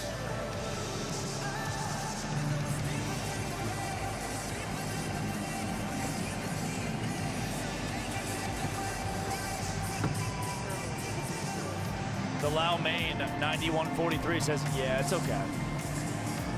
I'd take a Basset Mastiff mix. Hell yeah. I'm 100% a golden retriever. I've seen it a few times in there. Not even going to pretend otherwise. That's just the truth. Yeah. I once had a girl tell me I remind me of something. What are you using English right now? Conserve your words for the TV. I guess so.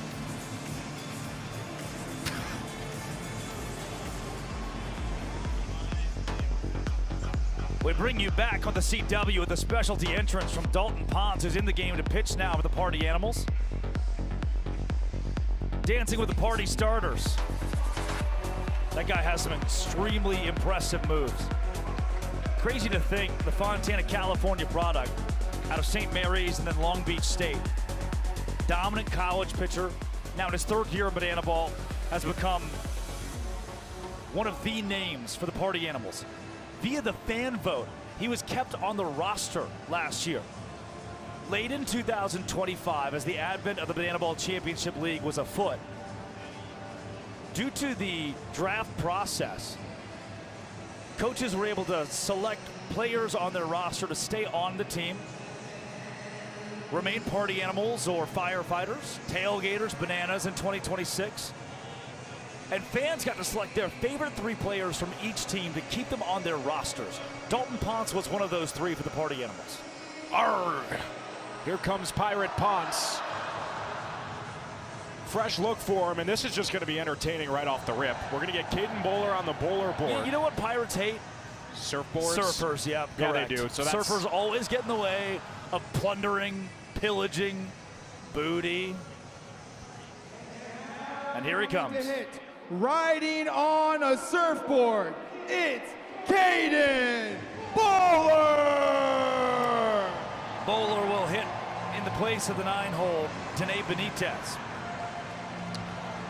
AJ, Drake, you insert a bowler here, but you don't have to use a golden batter. Why?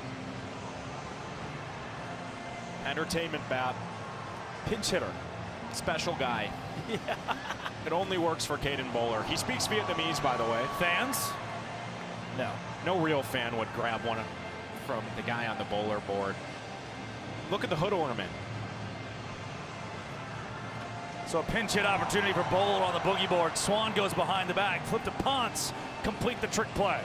Yeah, this equalizer point is quickly looking out of reach for the Coconuts. They've still got chances to mount a trick play comeback, but realistically down 6, I don't know that that's going to happen. Bowler retired, gives way to Brett Carson. So yes, Bowler now in the game in place of Danae Benitez. And his day starts 0 for 1.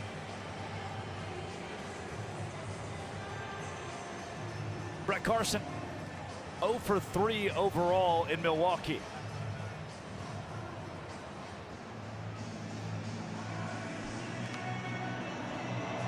BC.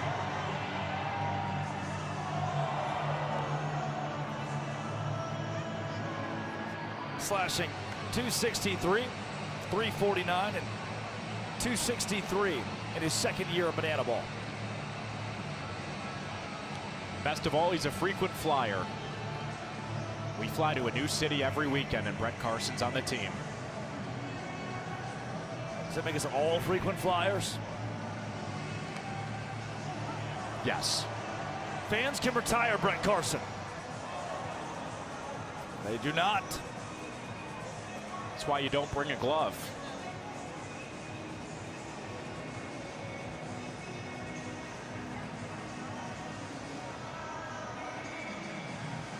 One, two.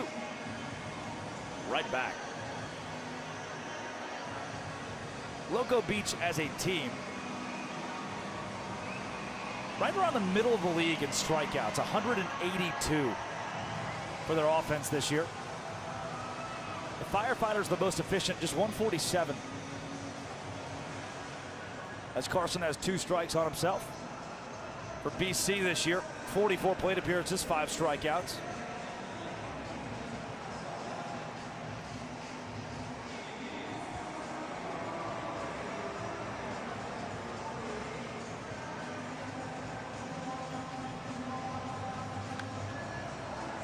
Trick play opportunity. Ballard to Swan. Counted. You know, for these two teams, their MO is not necessarily efficient, consistent pitching. It's the offense. Party Animals entered the weekend #1 in the Banana Ball Championship League in OPP. Texas Tailgaters have now advanced above them at 401 versus the Animals 398. Loco Beach sits at 3rd. Ben pumps Parker, center field. Reese Hampton, a lot of range. Clean 5th inning for Dalton Ponce. I like some good, clean, dairy-free milk. Is it really milk if there's no dairy in it? Dairy-free, I don't think you can call that milk.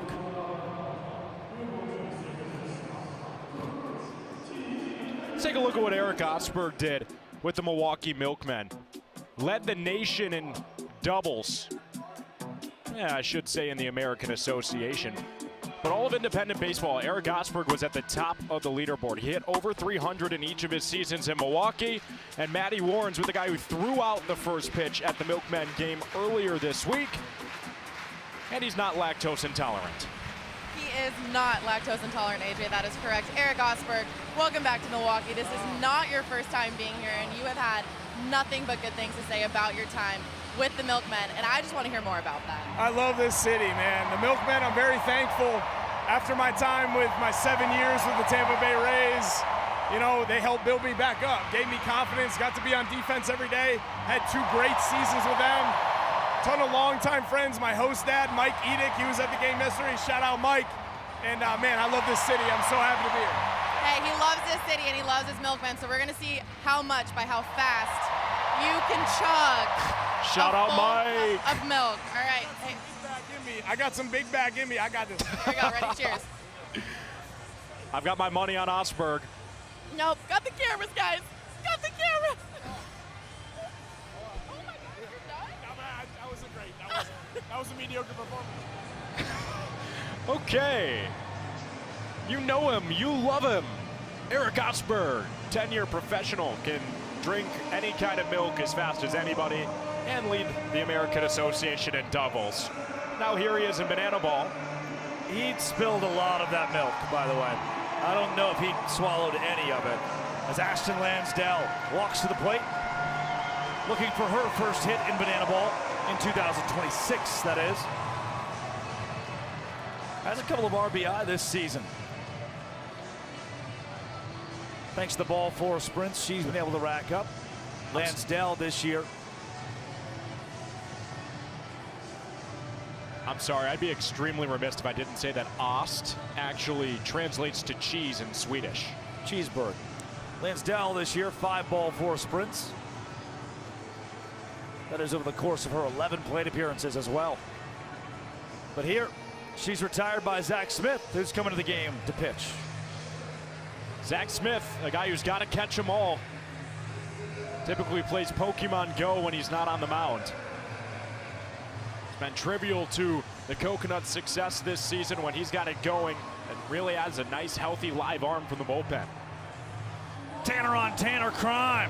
Tanner Thomas retired by Tanner Allen. And here comes Jesse Cole.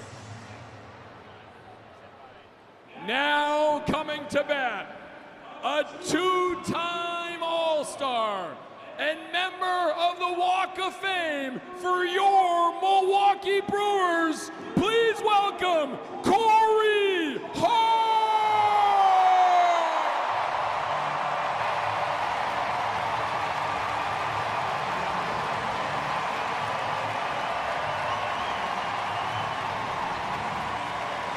What an ovation here in Milwaukee for the legend, Corey Hart.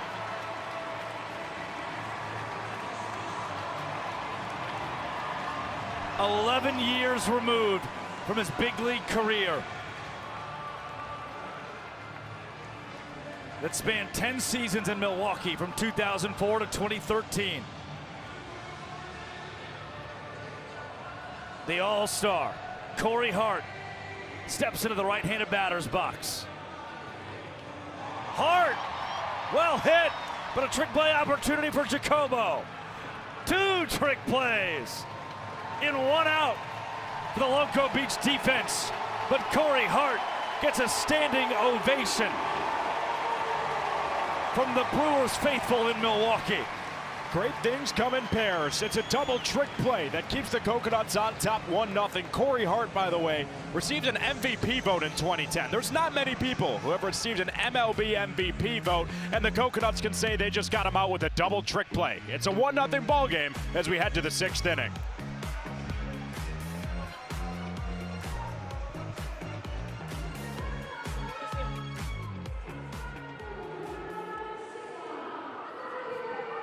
Dugout representing all the fans on the first base side and the right field. CJ, where are you? I'm over here on top of the third base dugout, representing the entire left field side, including my friends under the slide. And I got a feeling that this side is the loudest side. Yeah, okay, we'll see about that, CJ.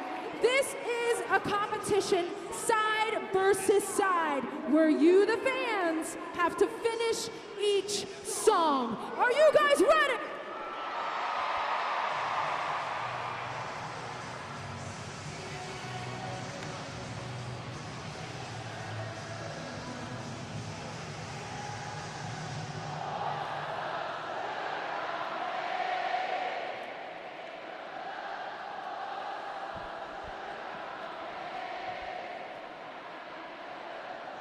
Okay, Milwaukee, round number 1 goes to the first base side and right field.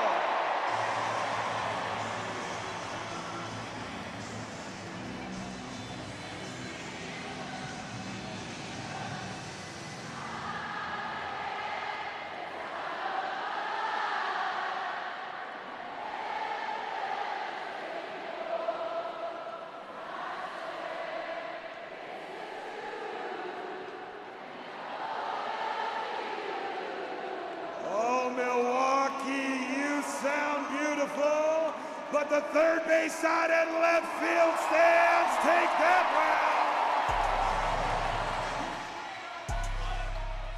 round. It is the top of the 6th. Loco Beach leads the Party Animals 1-0 here in Bananaball. As Ryan Rodriguez takes over on the mound for the Party Animals. And what a moment this is. The first time in our sport that a team not named the Bananas sells out an MLB stadium and there are no bananas in sight. Reese Hampton, a veteran of the Party Animals, a veteran of Bananaball, mic'd up with us. Reese, how do you describe any of this? Well, first of all, I want to say, here we go. Trick play, trick play. I'm popping. Double pop. That's awesome. Double pop. That's awesome. All right, what'd you say? Ham, all of this. Just try to put it into words. This ballpark is incredible. What I'm looking at right now with the roof half open, as I can't even hear myself speak, truly a blessing and an honor to be here. Party Animals have come such a long way from riding on the backs of the Bananas and, helping their show to creating our own. and absolutely mastering it. Get there, Bo. Big Bo does not have room. It's a single for Dane Tofflin. But it's amazing what can happen in 3 years, right, Drake Toll? Reese, for you to come into this with Jake Skoll, you know, best friends who go from baseball into banana ball, and I said it earlier in the show, runs, if you take between you and Skoll and combine your runs and RBI, that can paint the picture of a party animal season with you guys back-to-back in the lineup. What does that guy mean to you and sharing this moment with him? It's awesome. We cherish every moment together. We love the game. We'll do anything to keep playing. Got him! Oh my goodness, not even close. Andy Cosgrove with the gun. Oh, we love playing. He looks good doing it. We were at the end of 2022 in Gastonia and Indy Ball. And I said, Jake, I think we got more hits to get and more homers to get. Saying this is a great place to do it and also build a brand. You know, we knew that there was room for the party animals to grow, and I think we nailed it on the head and made the right choice. For both of you guys who had long-time minor league careers and stepped into banana ball, what about the party animals? Because you were banana at one point. I wasn't going to bring it up, but I guess I have to. It's the quickest interview of all time. No doubt, but a great one. No, for you to be a party animal. Oh no, I jinxed it. No, you not jinxed it. two. Bobo throw is not in time. That's my bad. I jinxed it. You did. For you. Oh, we get more interview time. Here we go. To help build this brand, to go from being a banana Yeah. that was established to helping build the party animals, was there a struggle there to adjust it at first? Definitely at first, you know, going from the headliner and everyone cheering and shouting for your name. I mean, it's different now, but back then it was not the case with the party animals in 2023.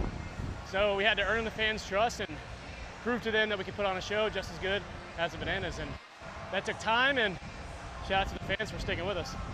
Have you had a moment in the last 30-ish hours to look around? Oh yeah, you should see what I'm looking at, Drake. It is incredible. It looks like a cathedral right now. All right. Ryan Rodriguez. Plenty of room. It's well struck in the left. Let's go. But Gideon Antle retired. Reese Hampton, it's been an emotional weekend. Yes, it's it an has. honor to talk to you. It's an honor to be in this venue, in this booth, to see you play on that field. My friend, this is just the beginning somehow. Appreciate you, Drake. Thanks for the interview, and I'm glad it wasn't very long. Amen. Y'all be Love good. you always, Love you too, boss. man. Can the animals See ya. knock the game when we come back on the CW?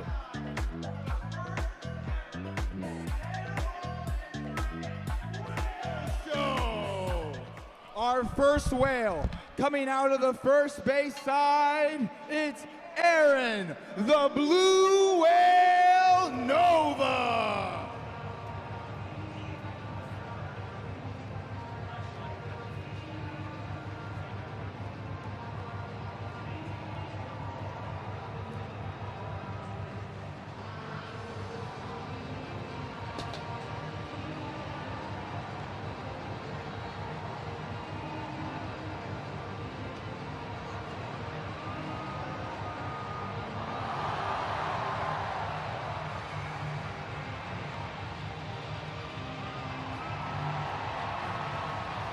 And that was interesting. But Milwaukee, now we have a treat for you. We have brought in the rarest whale in all the land. Give it up, coming from the third base side, Fall Ball!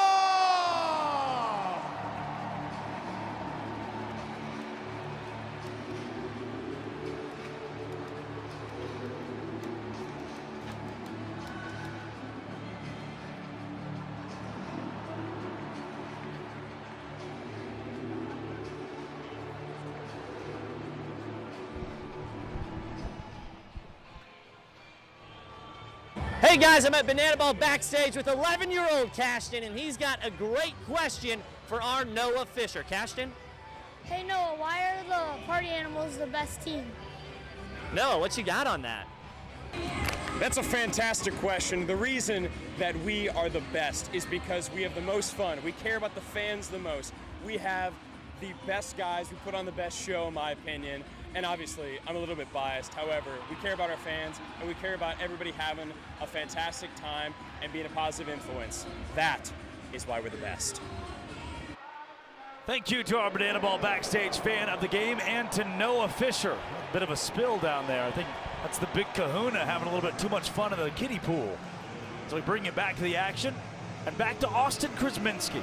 What a moment for Austin Krasminski, returning from injury. He's been sidelined for over 2 months. Had arm tightness, and he has been waiting for this moment like no other, ramping up every single week. This is a guy who was drafted to be a real difference maker on the mound by Mark Crocco, and he does it right away. 3 pitches, and welcome back to greatness. Austin Krasminski is no stranger to dominating banana ball. He hits you with the post Malone and the seal. 1, 2, 3. It's all he needs to sit Bryson Bloomer down and tell him to grab a chair. The longtime banana still making party animals go back to the dugout now in a Loco Beach jersey. So good to see Krem back on the mound. It's great for the sport. He'll face the rookie, Mikey Ballard. Mike was 1 for 2 yesterday. 0 for 1 to start today. AJ, we're in the bottom of the 6th. The 10-hole for the Animals is just now coming to the plate for the 2nd time. He works a ball 4 sprint. He can go as far as he wants until the entire defense touches the ball for Loco Beach. He'll take a free 90 and stop there. I'd like to note also Ashby Vining taking over for Eric Osberg behind the plate, who exited the contest with Will Etheridge. So this is Vining's 2nd inning behind the plate.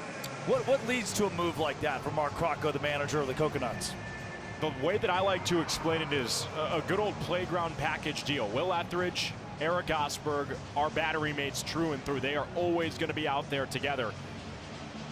Krem a little frustrated after a 5th straight miss. He's been working with Ashby Vining in the bullpen, but this is their first live action in over 2 months. And 3 good ones to start, 5 misses, and now he's right back there.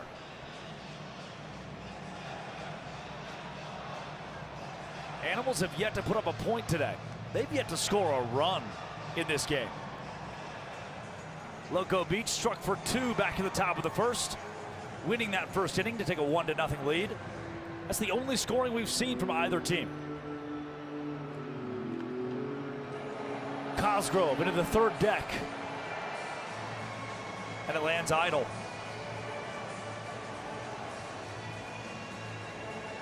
We've yet to see a home run in this park this weekend, and now time has been called. The team trainer is going to come out and check on Austin Krasminski. Oh no. Andy Morales, the pitching coach for Loco Beach, calls to the bullpen. Oh. And it looks like Krem's day is done. So he returns from injury. And I think during that 5th ball he threw, should say 8th pitch, 5th one out of the zone, you could tell that he wasn't quite feeling that right arm. Yeah, I just genuinely feel for Austin Krasminski. Such a good human being. He's worked so hard, battled every single day for this moment. And alongside athletic trainer Christine Mueller, he's going to walk off the mound and be replaced by Kyle Perry. I mean, I feel absolutely awful and can only hope that he's all right, because Austin Krasminski has literally all day, every day, worked to take the hill today and can't get through his 3rd batter faced.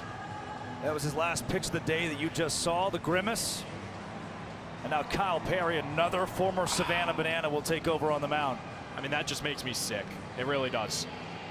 We'll switch the topic, but Austin Krasminski is a guy who is good for the sport. When he's out there throwing the banana ball, it is the best thing for the Banana Ball Championship League. He's a veteran of the game, as is Kyle Perry. He's the most efficient pitcher on this Loco Beach staff, actually the most efficient pitcher of anyone in the league who's thrown at least 7 innings, averaging .319 per inning pitched. Kyle Perry loves to work the changeup early and often, no different there. Fans can't help him out because they didn't bring a glove. Well, it hit off the marquee signs. That didn't help. Andy Cosgrove behind home plate. Ashby Vining. Nearly impossible, but he makes it look easy. Ashby Vining. Golden glove. Golden hair. What a play. What a play indeed. The face of the beach continues to make signature moments. Dives on top of his man on the mound, Kyle Perry. He'd take that contact every single time if it means a catch. And it did just that in foul ground. What a play to reach back over his head and clamp the banana ball for a second out here in the 6th. What was Kyle Perry doing? Yeah, I'll try to help. He was having fun. Yeah. Until his daddy took the T-bird away. Hampton, also known as Ashby Vining, taking the banana ball. His head. Yeah, I've never heard him call Ashby Vining that, but thank you for the insider information. You see how many people are in this place? No, I can't count that high. I mean, wow. Not an empty seat in the house here at American Family Field. It is the first time in the sport of banana ball a team not named the Savannah Bananas has sold out an MLB stadium, the Party Animals. Doing so here. Hampton in foul territory. Fans can't come up with it. And pinball's back into the field of play, so we'll wait a second here before trying the 2-2 again. Kyle Perry, again, showing you how quickly he works. Find a second out in under 10 pitches if he can take care of Reese Hampton here. KP can't, and the count fills. Ball 4 ties the game. Perry to Hampton. Reese stays alive. Hampton this season, 123 plate appearances, 15 sprints to 20 strikeouts. The fans can retire him. No. Went right into the wave. No cigar. Count stays at 3-2. Another payoff from Perry. Hampton. That was the 9th pitch of the AB. I don't know what's impressed me more, the bat to ball or KP continually finding the zone. The 10th, it was high. Hampton still swung. No man's land in right field. Jordan Brewer, are you kidding me? Over the shoulder. Loco Beach salvages the inning. They stay ahead 1-0. Brew, the former Big Ten Player of the Year, showing you he's still got wheels and holding the lead for the Nuts.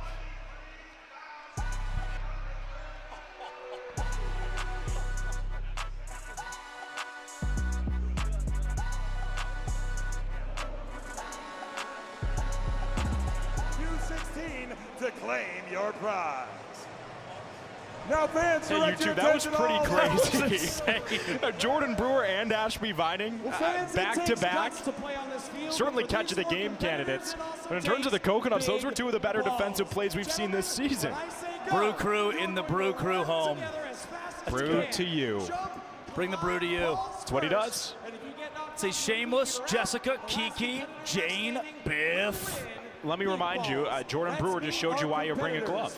That is why he has brought a glove to every game this season, actually, which is great. And I'll go out on a limb and say that if all 41,000 did it for every game, we may be in the 8th by now. Next, we have Thomas representing the Cardinals. Nuts are nuts. I like that from Hannah A. Big balls, huh? We have Tanner representing the Cubs. Yeah. You're a Cubs guy. You're a Cubs fan. I am. I'm rooting for that ball. Even in Milwaukee.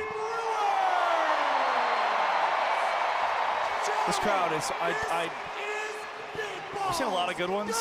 This is pretty nuts, dude. Everybody's still up. I think they all stayed up. Reset and go. This is not how the game's supposed to work. And everyone's singing Go Cubs Go. I miss Bob Uecker. Rest in peace. What an honor it's been to be in these confines. No one's fallen down. I don't know what to, okay, so we're starting with this live.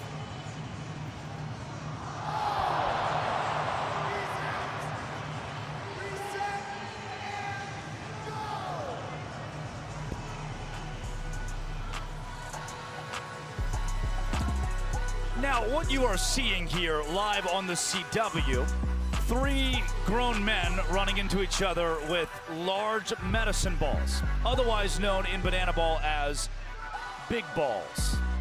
Drake Toll alongside AJ Switek. Big balls.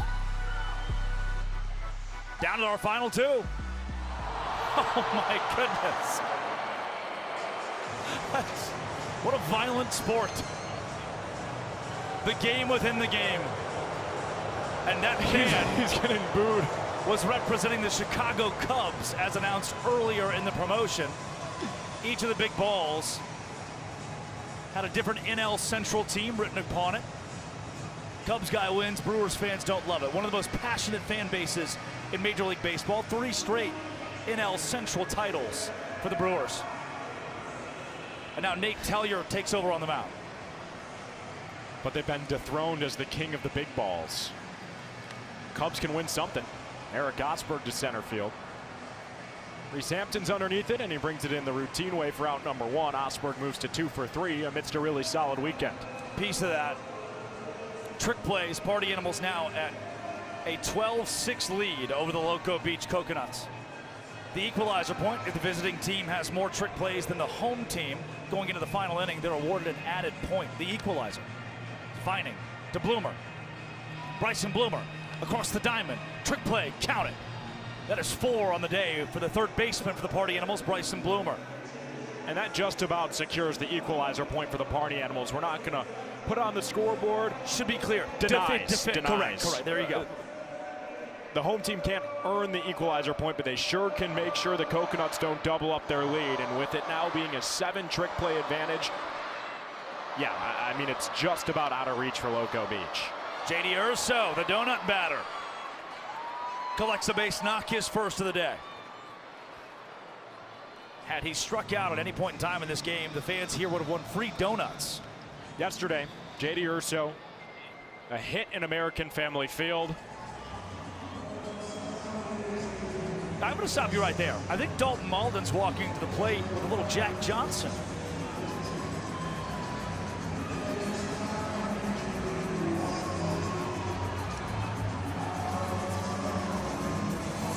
Don't you dare drop him, Andy Archer. That's the songbird of our generation. Good. Yesterday, JD Urso said was a top 3 day of his life. Playing a sold-out big league park. Watch your dad win his 3rd straight national championship as the head coach of the U Tampa baseball team. After watching that walk-up, today might just top yesterday. All because of that, huh? We turned the whole thing upside down. You sure are easy to please. That is true. Handed me a bouncy ball this morning, and I'm still smiling about it. Should have seen you in the stands pregame. You were a ball of energy. Shades of the Scholastic Book Fair. Malden could foul out to the fans here. And he does! It's caught cleanly by the fans! They end the inning. No run to the top of the 7th for the Loco Beach Coconuts. Party Animals can still tie this game in the bottom of the 7th when we return on the CW.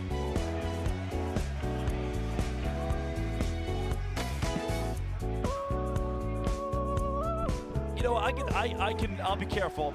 I am always speaking in inside jokes. You've got to know that. The fans have to know that. They'll never know.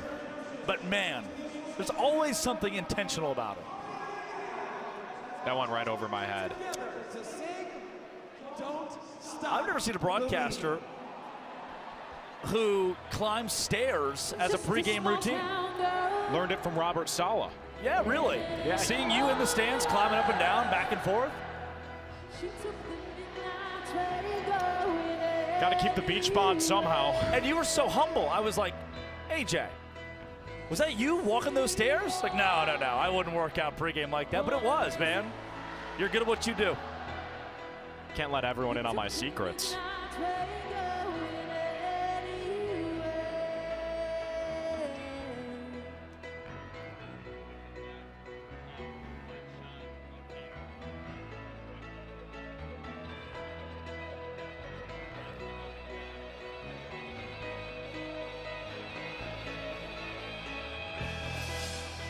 A singer in a smoky room, the smell of wine. For a smile they can share the night. It goes on and on and on and on. Stranger waiting up and down the boulevard. Their shadows searching in the night.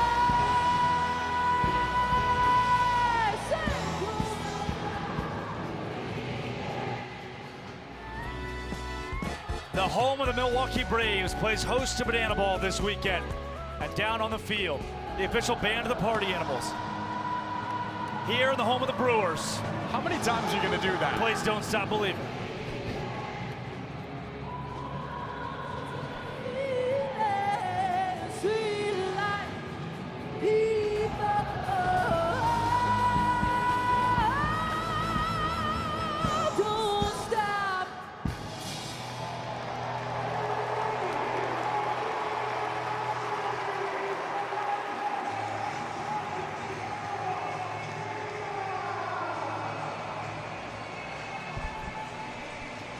One of the best pieces of Bananaball.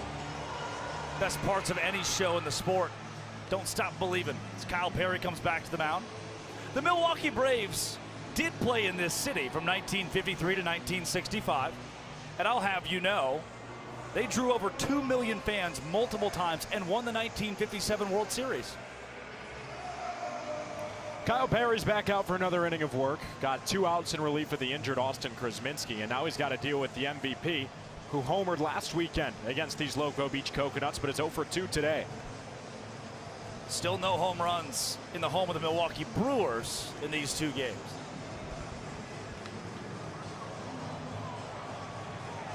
Left side, Tofflin running out of room. Fans have been active today already.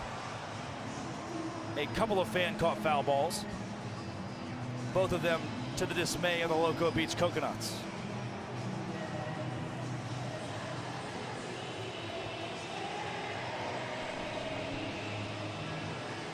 Two to Skull.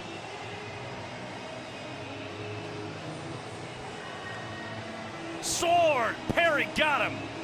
Got team. 1 of 1. Kyle Perry tells the MVP to head back to the dugout and does a boogie to boot. Get another look at it. High cheese. Jake Skull knew right away he shouldn't have gone around, but he already decided, and that's the deception of KP. Reeves into the stands idly.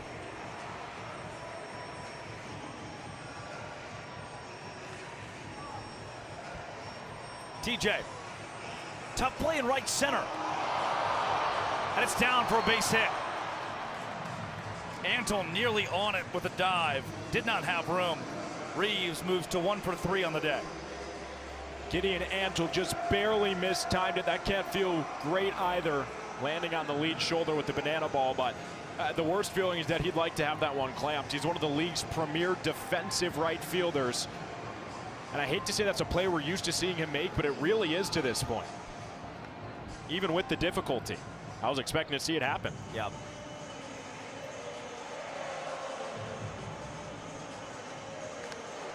Jason Swan, left field, well struck. Is it fair? Yes, it is. The designated runner, Mark Smith, gets the wave. This ball game is tied. Jason Swan walks off the 7th. It's 1 point to 1 point in Milwaukee. Swanee with a stand-up double. And we have a brand new ball game. The Animals are in it. Can Loco Beach strike back in the top of the 8th? We'll find out when we return on the CW.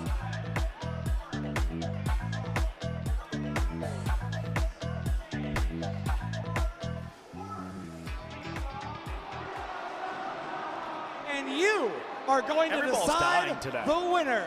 Nothing's Introducing first, at 60 years old, Dave. Get after it, Dave. Oh, wow, wow. YouTube, you're in for a special.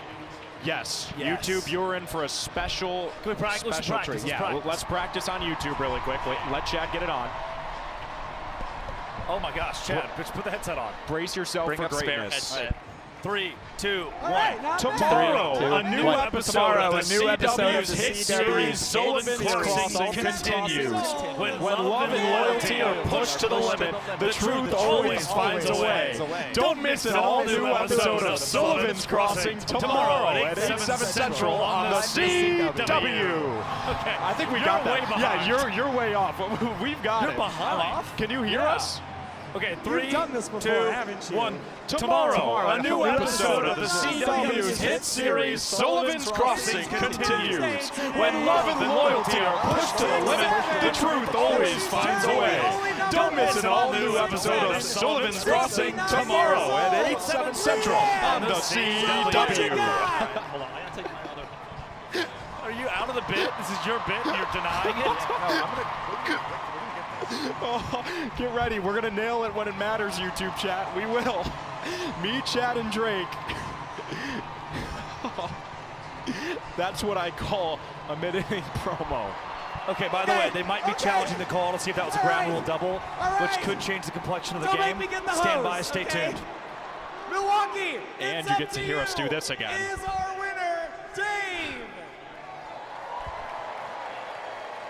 Is it Gary? Tomorrow, a new episode of the CW's hit series, Sullivan's Crossing, continues. When love and loyalty are pushed to the limit, the truth always finds a way. Don't miss an all-new episode of Sullivan's Crossing tomorrow at 8, 7 Central on the CW. Bananaball has taken over Milwaukee for the weekend. The Party Animals and Loco Beach Coconuts. Dylan Porter comes out to pitch for the black and pink. Porter out of Oakland, California.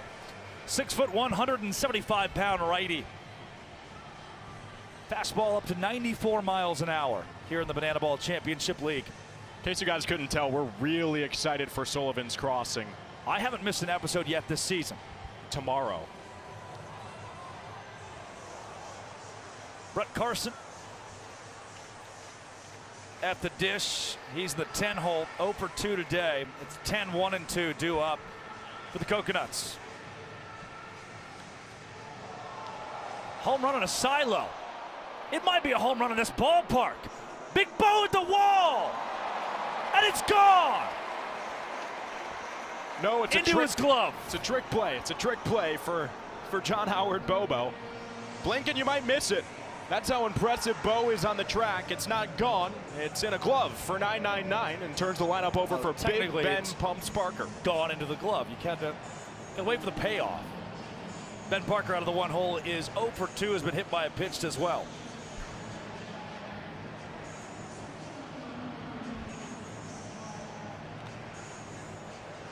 Parker off the net.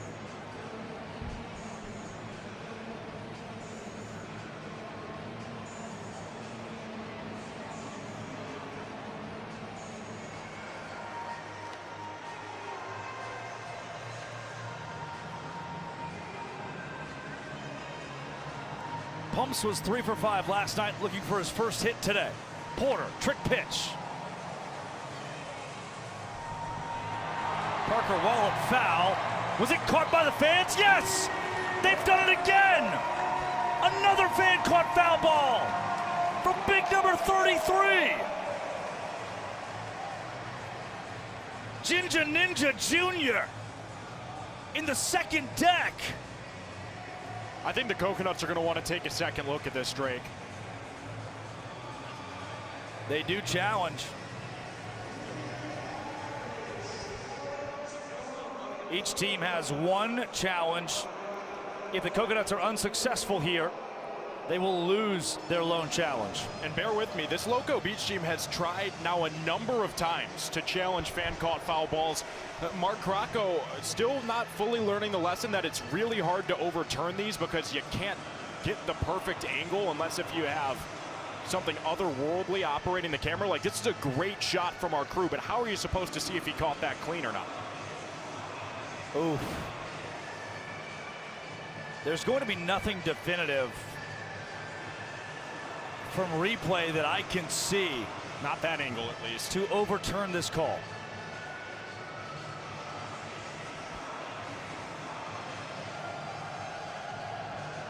It was so well hit. You say well hit. It's a weird way to phrase a foul ball, but when fans can catch it, you've got to think about it in that way. That was a screamer. That's hard to pull in, and that's the only angle that we have in venue. This is going to have to stand. It's moments like these I wish we had a telestrator. The call on the field stands. It's a call will stand. Loco Beach, prior to the 9th inning, loses its lone challenge. Ben Parker to the dugout. 2 down for Tanner Allen.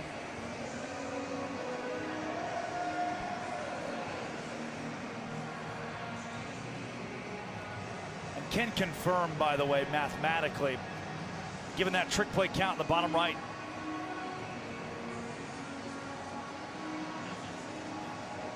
that the Party Animals will deny the equalizer point. Dylan Porter, where did that miss? Tanner Allen knows it. A showman in the left-handed batter's box. Fans can do it again. They do. Oh my gosh. 2 outs in 1/2 inning. Hauled in by the fans. And that guy knows. He's like, look, I'm wearing a Loco Beach shirt. I'm sorry. Oh my goodness. That's the 4th fan caught foul ball against the Coconuts today. Milwaukee has been the most active fan base the Animals have seen all season. There's some studs buried into these 41,000. Wow. See the reaction from all those sitting next to him. No trick plays yet from the fans, but 4 outs collected by the crowd, and plenty of trick plays for the guys on the field. Plenty indeed. The Party Animals got the story started with Bryson Bloomer having 3 trick plays to kick off the day, and really since then, both teams have put on a show, but it's definitely been the Party Animals who have been on the right side of the trick play coin. 14-6 the advantage. It denies the Coconuts the equalizer point for a 2nd straight night.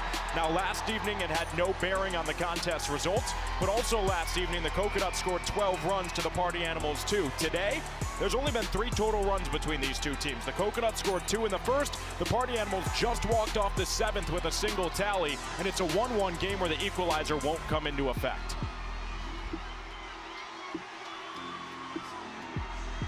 Equal in the points category, the hits category, just those trick plays helping keep us there. As Blake Benson will take over the bump for the Loco Beach Coconuts. Bad Benny, as they call him. One of 3 southpaws on this pitching staff has been lights out. An entirely different pitcher than we saw in the pink and black a year ago. Blake Benson signed as an entertainment player with the Loco Beach Coconuts, but has served such a pivotal role. He's pitching in big moments like this, setting up the 9th inning, because to this point in the year, he is one of like maybe 5 pitchers in this league who can locate 4 pitches, 5 pitches consistently for strikes. And I'm dropping stuff up here. Chase Acuff to the dish, facing his former teammate. Blake Benson with something funky, and that's called a strike. Found its way in there. See what I'm saying? He's locating these breaking balls at will, and he wants the fans to get into it.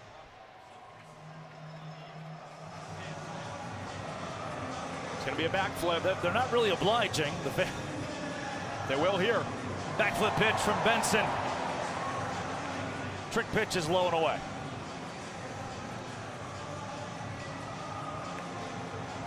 Matt Wolf, Garrett DeClue, the list of guys early on, backflipping on the mound. Blake Benson, maybe the most active in that lineage. Former party animal Garrett DeClue. Former party animal Sal Jacobo. Goes trick play just for the fun of it. One down here in the 8th, and Tanner Thomas is due up, but he's in the stands. Tanner, help me out, boss.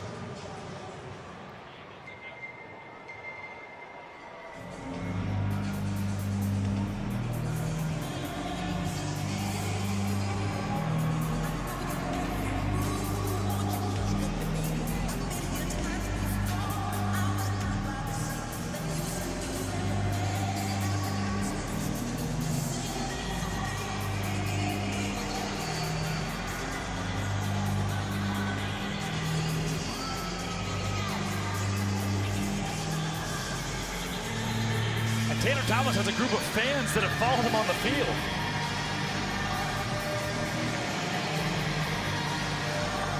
Dirty Diana. Michael Jackson.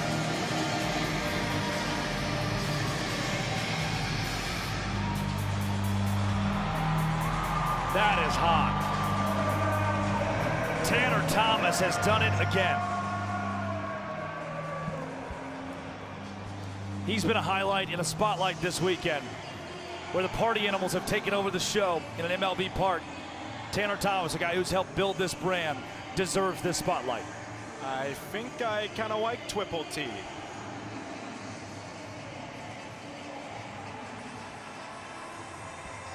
Swing and a miss. Count even at 1-1.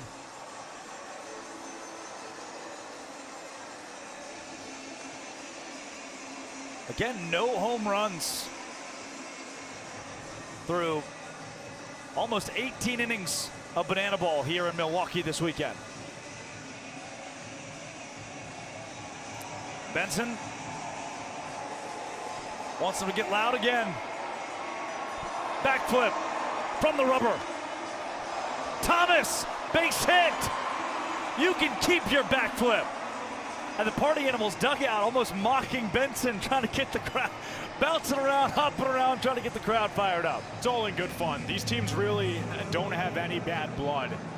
They're two groups that like to travel together. You got a couple former party animals. Love to mouth each other, too. Exactly. These are moxie. probably the two loudest dugouts when it turns to trash talking. So when you match each other's energy, there's no bad blood. It's when these teams are playing other teams, and it's like, whoa, you might have to dial it back. But here, it's banter the entire time between these two. And an insider note, these teams are sharing a locker room this weekend in Milwaukee. So that keeps things temperate. That's the word I would use. Between two teams that are both predicated on party. What'd that mean? They enjoy hanging out with each other. Very similar brands, similar vibes. I definitely echo that then. Spent plenty of time in the clubhouse over the last 2 days.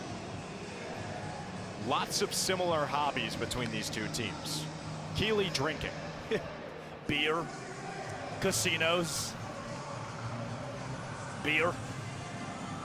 Banana ball. Dare I say dancing? Yes.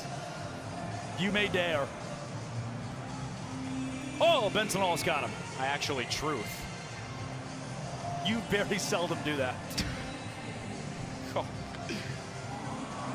That's well struck by Fish. Ben Parker going back. Ben Parker cannot get to it, but it bounced right back up toward him. Lucky hop. Yeah. And they're on second and third for the Animals. That very well could have walked off the inning for Fisher. Parker just batted it down. Here's the replay. Wow. Yet popped right back up into his lap. I'm really impressed he was able to stick with that. I mean, that's the reason this game's still tied right now. Obviously, there's still outs to be garnered here in the 8th. A tough jam for Blake Benson, but that hop keeps this inning going instead of a walk-off for the Animals. Great job to stick with it from Pumps. Bloomer. Jacobo to home. They're in a pickle. Thomas will be tagged out. They're in second and third for the Animals still with 2 down now. Really good heads-up play from Sal Jacobo. That's situational awareness. No play but the one at the plate if the runner's off to the races, with that being the walk-off run in the inning. Jacobo fired immediately home, and Dane Tofflin showed off his sneaky wheels, chasing down Triple T for the second out of the inning. and leaving the door wide open here for a battle between Blake Benson and Michael Ballard, the biggest to this point of the game. Benson on Ballard.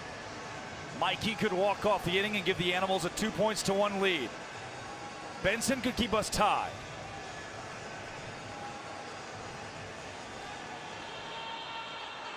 The rookie at the dish. In a huge moment. Batting out of the 10-hole. Ballard off Benson, walk it off. The Party Animals win the 8th. They've taken consecutive points to go up 2-1. To the 9th we go. Black and pink lead, but not before these boys dance.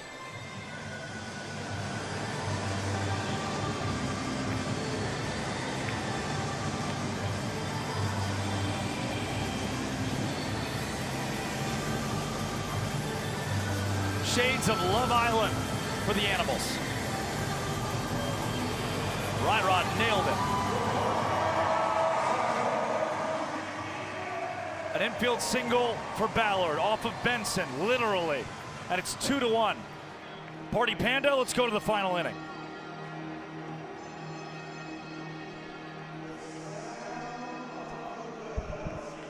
It's time to take a look up at the scoreboard. With the Party Animals winning the previous inning, they lead 2-1 as we head to the 9th. Party Animals have more trick plays than the Coconuts, so there is no equalizer point. All the Party Animals have to do is hold the Coconuts, and they get the W. But if the Coconuts score, we'll head to the bottom half. It's bananaball, and in the final inning, every single run scored counts as a point. Milwaukee, your energy has been amazing all game long, but I need to feel you right now!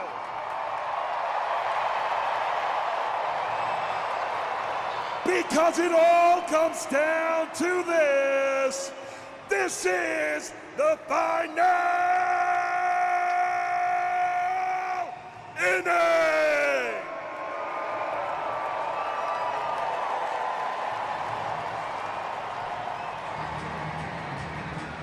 Open light to the brightest, let's go. The Party Animals have done the impossible. Party Animals win MLB Stadium Series. The Party Animals have won the first ever Bananaball Tour Championship. Brady Tice, what a job in the 9th. He gets the K on the split hit. Called strike 3. Nate Tellier, are you kidding me? Look what he found. Peter Holden, he's a married man. The pistol squad from Porter. After commanding the defense to sit. Oh my goodness! Back, baby, you back. The door was already closed. It wasn't open in the first place. Diving catch, he called game. Deep left field. You can't even script it if you try.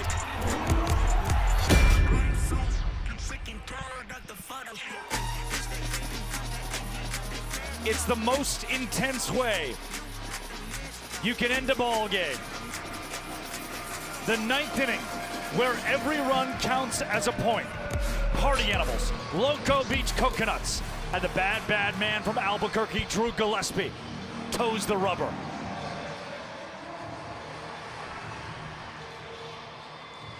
Gillespie, a save opportunity.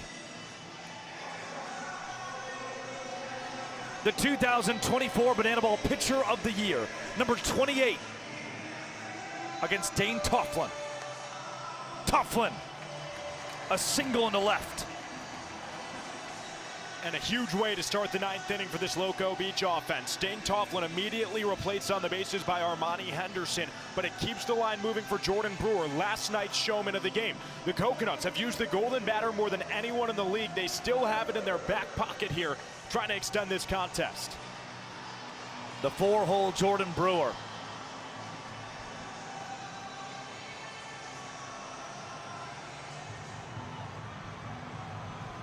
Gillespie.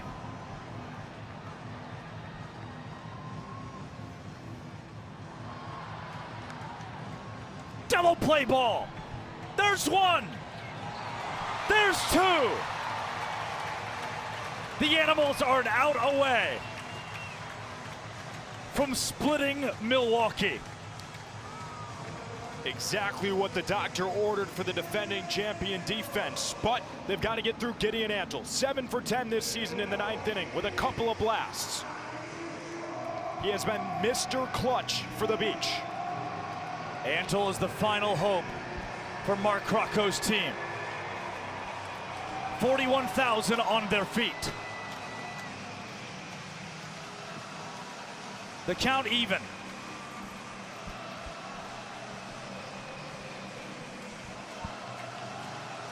The Party Animals have sold out their own MLB stadium for the first time ever. And knock off the Loco Beach Coconuts by a final of 2-1. Welcome to sports history for the black and pink.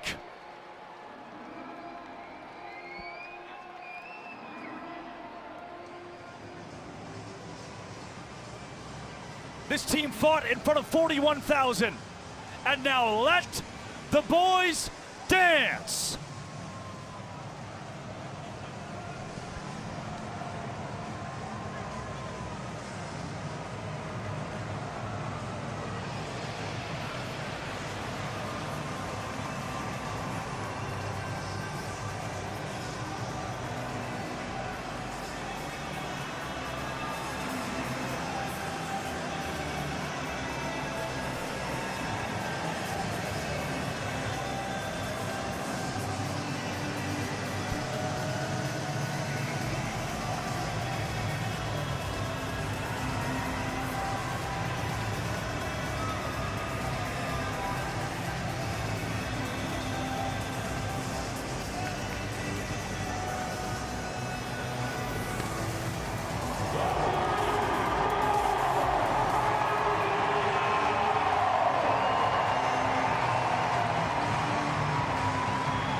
Milwaukee, thank you so much for making history with us here today.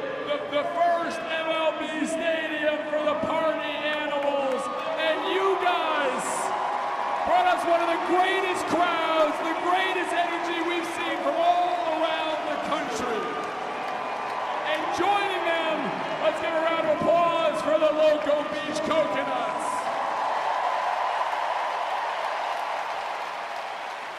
We started this with a goal just to make baseball fun and bring people together. And what I saw these last 2 days is you guys were bringing the energy, the passion, and the fun. And I'll tell you right now, we need more fun in this world. And you guys brought it here for us. We're gonna break it down. And we're gonna have the post-game plaza party outside. But we're gonna break it down with Tanner Thomas right here. Milwaukee, how was it? You guys rocked with us and partied with us all day, and that means the absolute world to us. So I wanted to say thank you, and please give yourselves a huge round of applause. We get to do things like this. Everyone gets to come here in a place to have fun and celebrate, and we cannot do it without you guys. So seriously, thank you so, so much. Now, from everyone across the stadium, I need everyone's hands up, high. That's what I'm talking about. And here at Banana Land, we do things together. Everyone, whether you're on the other team or together. Now, we're gonna break it down here to fans first on 3. Are you guys ready? They don't think you're ready. Are you ready, Milwaukee? That's more like it. Fans first on 3. 1, 2, 3. Fans first. Thank you, Milwaukee, and party on. We love you. What a scene in Milwaukee, Wisconsin. The second time Bananaball has graced this city, the first time at the home of the Brewers. a Major League Baseball stadium. Both teams celebrating together what they've done for the sport this weekend. A split with the Coconuts winning 4-2 yesterday. The Animals taking down Loco Beach 2-1 today, and it happened so fast. In the blink of an eye, really. Loco Beach had a 1-0 lead through the first 6 innings of the game. Then you get to the 7th, it's a walk-off. You get to the 8th, it's a walk-off. Both teams scored 2 runs in this game, pitching and defense dominant. But the Party Animals were the team today that showed up in the clutch. That's what the Coconuts have been known for this season. On the other side, the Party Animals have been known to struggle closing out these leads. So really good sign for the defending champions that they were able to beat the Coconuts at their own game this afternoon after dropping last night's affair. And Gillespie notches a save for the Party Animals, their second save as a team in the last 3 games, and where that's been the bugaboo for the black and pink this year. To notch another, building confidence in that category, it's exactly what you want. Now down on the field, Sam Bauman has met with our showman of the game. He led the game in trick plays, Bryson Bloomer on the field.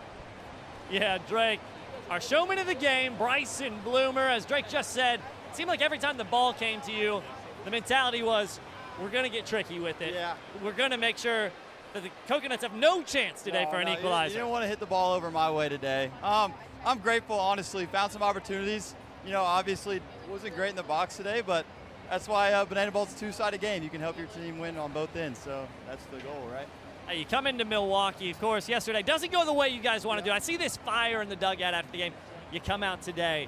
What's the mentality to say, hey, this is ours. This is our headline. Exactly, yeah. I think we're just trying to defend it from the Coconuts. They're a little wild, crazy beach vibes over there, and they want to take it from us. But, you know, staff day out of the bullpen today, they were absolutely amazing.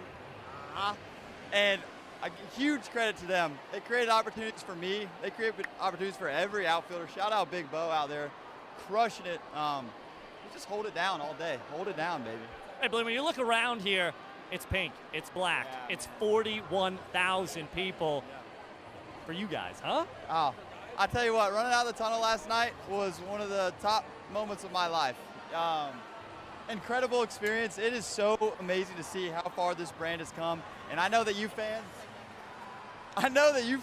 watching at home, you guys are some of the most loyal fans in bananaball. So shout out to all you Party Animal fans, because you all are the best. Sam, did you get a Gatorade bath of your own down yeah, there? They're cooling me off. I worked too hard. We're finally here. We talk about a Party Animal team built by people who were chosen to come back. You wanted to be here. Yes, absolutely. You wanted to be in black and pink more than anything. Even when things didn't seem to go your way at first, this is what it was about, yeah? Absolutely, baby. I love where I am. I love this team with all my heart, and I just try and go out every night and give it everything I got. That's the goal. I play for these teams, play for these fans, man, and I just love it. Bryson Bloomer, our showman of the game. Hey, wait right there for me. Sam, thank you so much. Wait. Bloomer. Shout out Lizzie. Shout out Lizzie. I love you. His fiance Liz getting the big shout out. Thanks again to Sam Bauman, Bryson Bloomer. It's the first reporter to ever get a Gatorade bath just for the reporter down there. And you see Bloomer, how solid he was defensively, manning the hot corner. Also fouled out to a fan today, so that's about as fans first as it gets. That adds into your showman of the game honors. For number 8, the captain, Coach Bloomer for the Party Animals. Now let's show you exactly how we got to that final score of 2-1. The Animals won the 7th and 8th innings, acquiring points in both of those. After the Loco Beach Coconuts won the first inning. After that, we just went dormant in this contest with a final of 2-1, 4 combined runs, a true pitcher's duel. That was the longest scoring drought I've remembered at the beach in quite some time. 8 straight innings without bringing in a run for what has looked like the league's most explosive offense, certainly since the Bananaball Open. But really the difference, Drake, as the visiting team this year, the Loco Beach Coconuts, 7-1 in games where they win the equalizer point today. Never a chance, and it's a 1-point difference. The equalizer makes an impact, and we're down on the field with Maddie Warren alongside Jesse Cole. Jesse, it's been a couple of weeks of just history after history after history. Indianapolis, Orlando just last weekend, and now we come here to Milwaukee. How perfect was this crowd for this type of event? I don't think people realize what just happened here. This is like the Washington Generals selling out stadiums, the opponent of the Globetrotters, because the Party Animals started as just the opponent. 6 years ago, we didn't have the big vision for a league then. They were just playing the Bananas all over the country. And the fans that they have created over the last 6 years, step by step, one fan at a time, to be able to sell this out, over 80,000 fans going crazy, standing at the end of the night, is a testament to the Party Animals, this brand, and the love of bananaball. I am through the roof right now because I've seen this game build, and to see this team and what they've done, creating fans, Major League stadiums where they're playing the Bananas, football stadiums where they're playing the Bananas, and now to do it themselves and put on the show that they've done right here. Boy, it's a great day for bananaball, and I'm so proud of the Party Animals. When you look around at a sold-out American Family Field 2 nights in a row, how much does that make you just want to go home and dream for the next biggest thing for these fans? Well, I just want to keep dreaming for everyone. I think everyone needs more dreams. And, you know, when the Party Animals started this in, 2020, the first game, and then 2021 in a One City World Tour, they were just playing some games. And then to go on the 2023 tour and literally win the championship, in 2024 at Major League stadiums, and 2025 win the championship again, and now 2026 to be doing what they're doing. I think that we need more dreams in this world. And I think, all these guys, all these players, they had the big dreams to play Major League Baseball and to do things, many people can't do. And then this came along, and to see all the kids out here wearing Party Animal jerseys and, dreaming that maybe one day I can play for the Party Animals didn't even exist 6 years ago, and now it does. And dreams can come true. And yeah, I'm going to keep dreaming, and to see what's happened in just a few years with this team and all our teams, this is a special time. And yeah, bananaball is just getting started. Hey, Milwaukee became the city of dreams this weekend. Drake, AJ, it's been too good to us. Maddie, thank you very much. To Jesse Cole, the founder of bananaball, the founder of the Savannah Bananas. Thank you to both of them.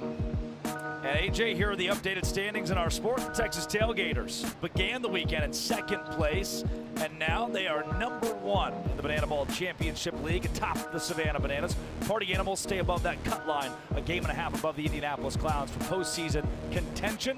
Only the top 4 teams in the league will make the playoffs. And a game and a half back of the Loco Beach Coconuts. But things now interesting. The Party Animals still have a fighter's chance at tying the season series against Loco Beach. The Coconuts now 6-3 on the year against the Party Animals, right? Now we've got a 3-game series coming up next weekend. The last time these two teams will play in the 2026 regular season, it's in Jersey Shore. It's a Coconuts headliner, an exciting one at that, only the 3rd in team history. If the Coconuts win any of those games, they will have the tiebreaker over the Party Animals moving forward. Right now, they've got the 1.5 game grip on 3rd place, but they're 2.5 back of the Bananas and 3 back of the league's best Texas Tailgaters. Now, one of the reasons it matters so much to win that season series, or at least tie it, is that is a tiebreaker come the end of the year if both teams, the Party Animals and Coconuts, have the same record. I want to mention this too as you take a look again at these standings. Who are the 2 teams that missed the Bananaball Open? Oh, Loco Beach and the Party Animals. Correct. Those are 2 squads that in the first 11 games of the season were still trying to figure things out and didn't make the Open. That was the initial in-season tournament here in Bananaball. The Texas Tailgaters won that, and they got a free spot in the post. I say free, it was earned, but a spot in the postseason no matter what happens the rest of the regular season. And for the Party Animals and Coconuts who missed that Open, who weren't in the top 4 with an opportunity to play that weekend in Savannah, now they finally caught back into a groove. The only problem is 2 teams in a groove playing each other means it's immovable force, unstoppable object, whatever the saying is. 2 squads in the very similar spot going back and forth with another split weekend here in Milwaukee. Down on the field, though, the true highlight was seeing the Party Animals in a moment such as this, built for them, selling out their own MLB stadium. Their head coach, an OG animal, Mike Vivacis, is with Sam. Yeah, Drake here with a very happy head coach, Mike Vivacis. Vava, you look at a team that you very intentionally drafted so many months ago. Some questions could have been asked. Why isn't he going after different guys? Why isn't he going for different talent in the pool? But you chose this team with such intentionality on a day like this, a weekend like this. It's got to feel like it paid off. It's unbelievable. There's no other group of guys who deserve this every day, in and out, working for this brand, working for this organization, and it's just so nice when it all comes together. I mean, I'm speechless from this weekend, so I'm just so proud that the boys had a great show. Back-to-back nights, even though we didn't win the first night, still unbelievable for everybody. You hear Jesse Cole saying just moments ago there are kids out there now dreaming of wearing the black and pink, a jersey that was originally created just to play against those guys in yellow. How does it feel to look around 41,000 wearing those jerseys thinking, that might be me? Oh, man, I looked around maybe 10 or 12 times throughout the game, and I would get chills. I'm getting chills right now thinking of it. Seeing the amount of pink, the party animal support, just everything coming together, and knowing that kids want to be a part of it. I had kids come up to me in the plaza, the pregame plaza, and they're like, man, we can't wait to play for you in 10 years. We can't wait to play. And it's like, it's beautiful because I never would have imagined that this brand would blow up like it did, and it's just a dream come true, and I'm just so happy for this. And we talked earlier today, like guys like yourself, guys like Jake Skoll, Chase Acuff, Bryson Bloomer, Delano, some of these people who came in from the get-go, and while many might have said, I want to wear the yellow for the Bananas, they said, no, I'm a party animal, and that's exactly where I'm going to stay to build this thing. Absolutely. From the get-go, they've been 100% for the brand. They loved what we provided. They loved the show we brought, and they want to stick with it. And and that's why I like to be loyal, and I like to bring back the guys who really appreciate the brand, appreciate bananaball, and it all comes together. How do you look back on a weekend that was this in Milwaukee, Bava? Oh man, it's like a fever dream right now. But just take it all in. Just the amount of people that we've spoke to, the interactions we had, all the fan energy. It's just we got to take that and keep bringing it with us, game in, game out, because this ain't it for us. We got to keep pushing, and we got to keep winning ball games. A winner's mentality. They can celebrate at least for a couple days, and then they're back at it. Drake, AJ. What a happy guy. It's hard not to get emotional when you think about, again, what Jesse Cole talked about and what Mike Vivasas just drove home. A team that was invented to be the little brother, team invented to lose, the proverbial generals of this whole operation, now selling out for 41,000. And they couldn't have done it, couldn't have put on a show like this without some local flair. He is the hometown kid, grew up 5 minutes from here. Brady Keiss is with Maddie Warren. Maddie, will you make sure he's got some spotted cow ready to go post-game? Drake would like to know if you have some spotted cow ready to go for after the game. Spotted cow ready to go. Not in the locker room, but maybe at home. Okay, maybe at home. Now, we'll get to the spotted cow in a second because I still don't really actually know what that is. But I do want to talk about a little story you were telling me a couple days ago about coming to this stadium, the $1 tickets, sitting up in the nosebleed seats. Did you get a chance to look at any of those seats while you were on the field pitching yesterday and just go, wow, this is how far I've come? Definitely, yeah. It's actually right up there, right behind home plate. So we have seen it. There's Bob Uecker up there, which they're the Uecker seats. So it's really cool to look up, really throughout the whole stadium and just see all the people that where I used to sit now watching me get to throw. All right, now back to the spotted cow. So I've heard so much about it. I now know that it's a beer, correct? What else do the people at home need to know about Milwaukee from the hometown kid? Oh, other things about Milwaukee. We're big into our sports teams. We love the Bucks. We love the Brewers. Big cheesehead, go Pack go. But here in Milwaukee, you're never going to go wrong with a good restaurant, good cheeseburger. It's really about the food. They love their sports, and they hate the Cubs. Hate the Cubs. Learned that, yeah, no doubt. Learned that today. This crowd this weekend, the loudest crowd that I've ever seen. Is it the loudest crowd that you've ever seen? Yeah, I would say so, especially when this roof gets closed. It's very loud. It was projecting like no other. So cool to see the hometown people really get into the game and party with us. Well, it was an honor to share your hometown with you this weekend, Brady, Drake, AJ. This guy taught me everything I know about Milwaukee this weekend. Look, AJ, Bryson Bloomer was fantastic. Vava coached a great game. Thank you again to Maddie Warren, the hometown kid, Brady Keiss. But the fans were involved in this just as much as the players today. 5 fan-caught foul balls? I had 4. 4 for the Loco Beach Coconuts and the Party Animals today. And what an afternoon it was for the 41,000. 4 of those special fans getting involved themselves and having them their own gloves and bare hands known here at American Family Field.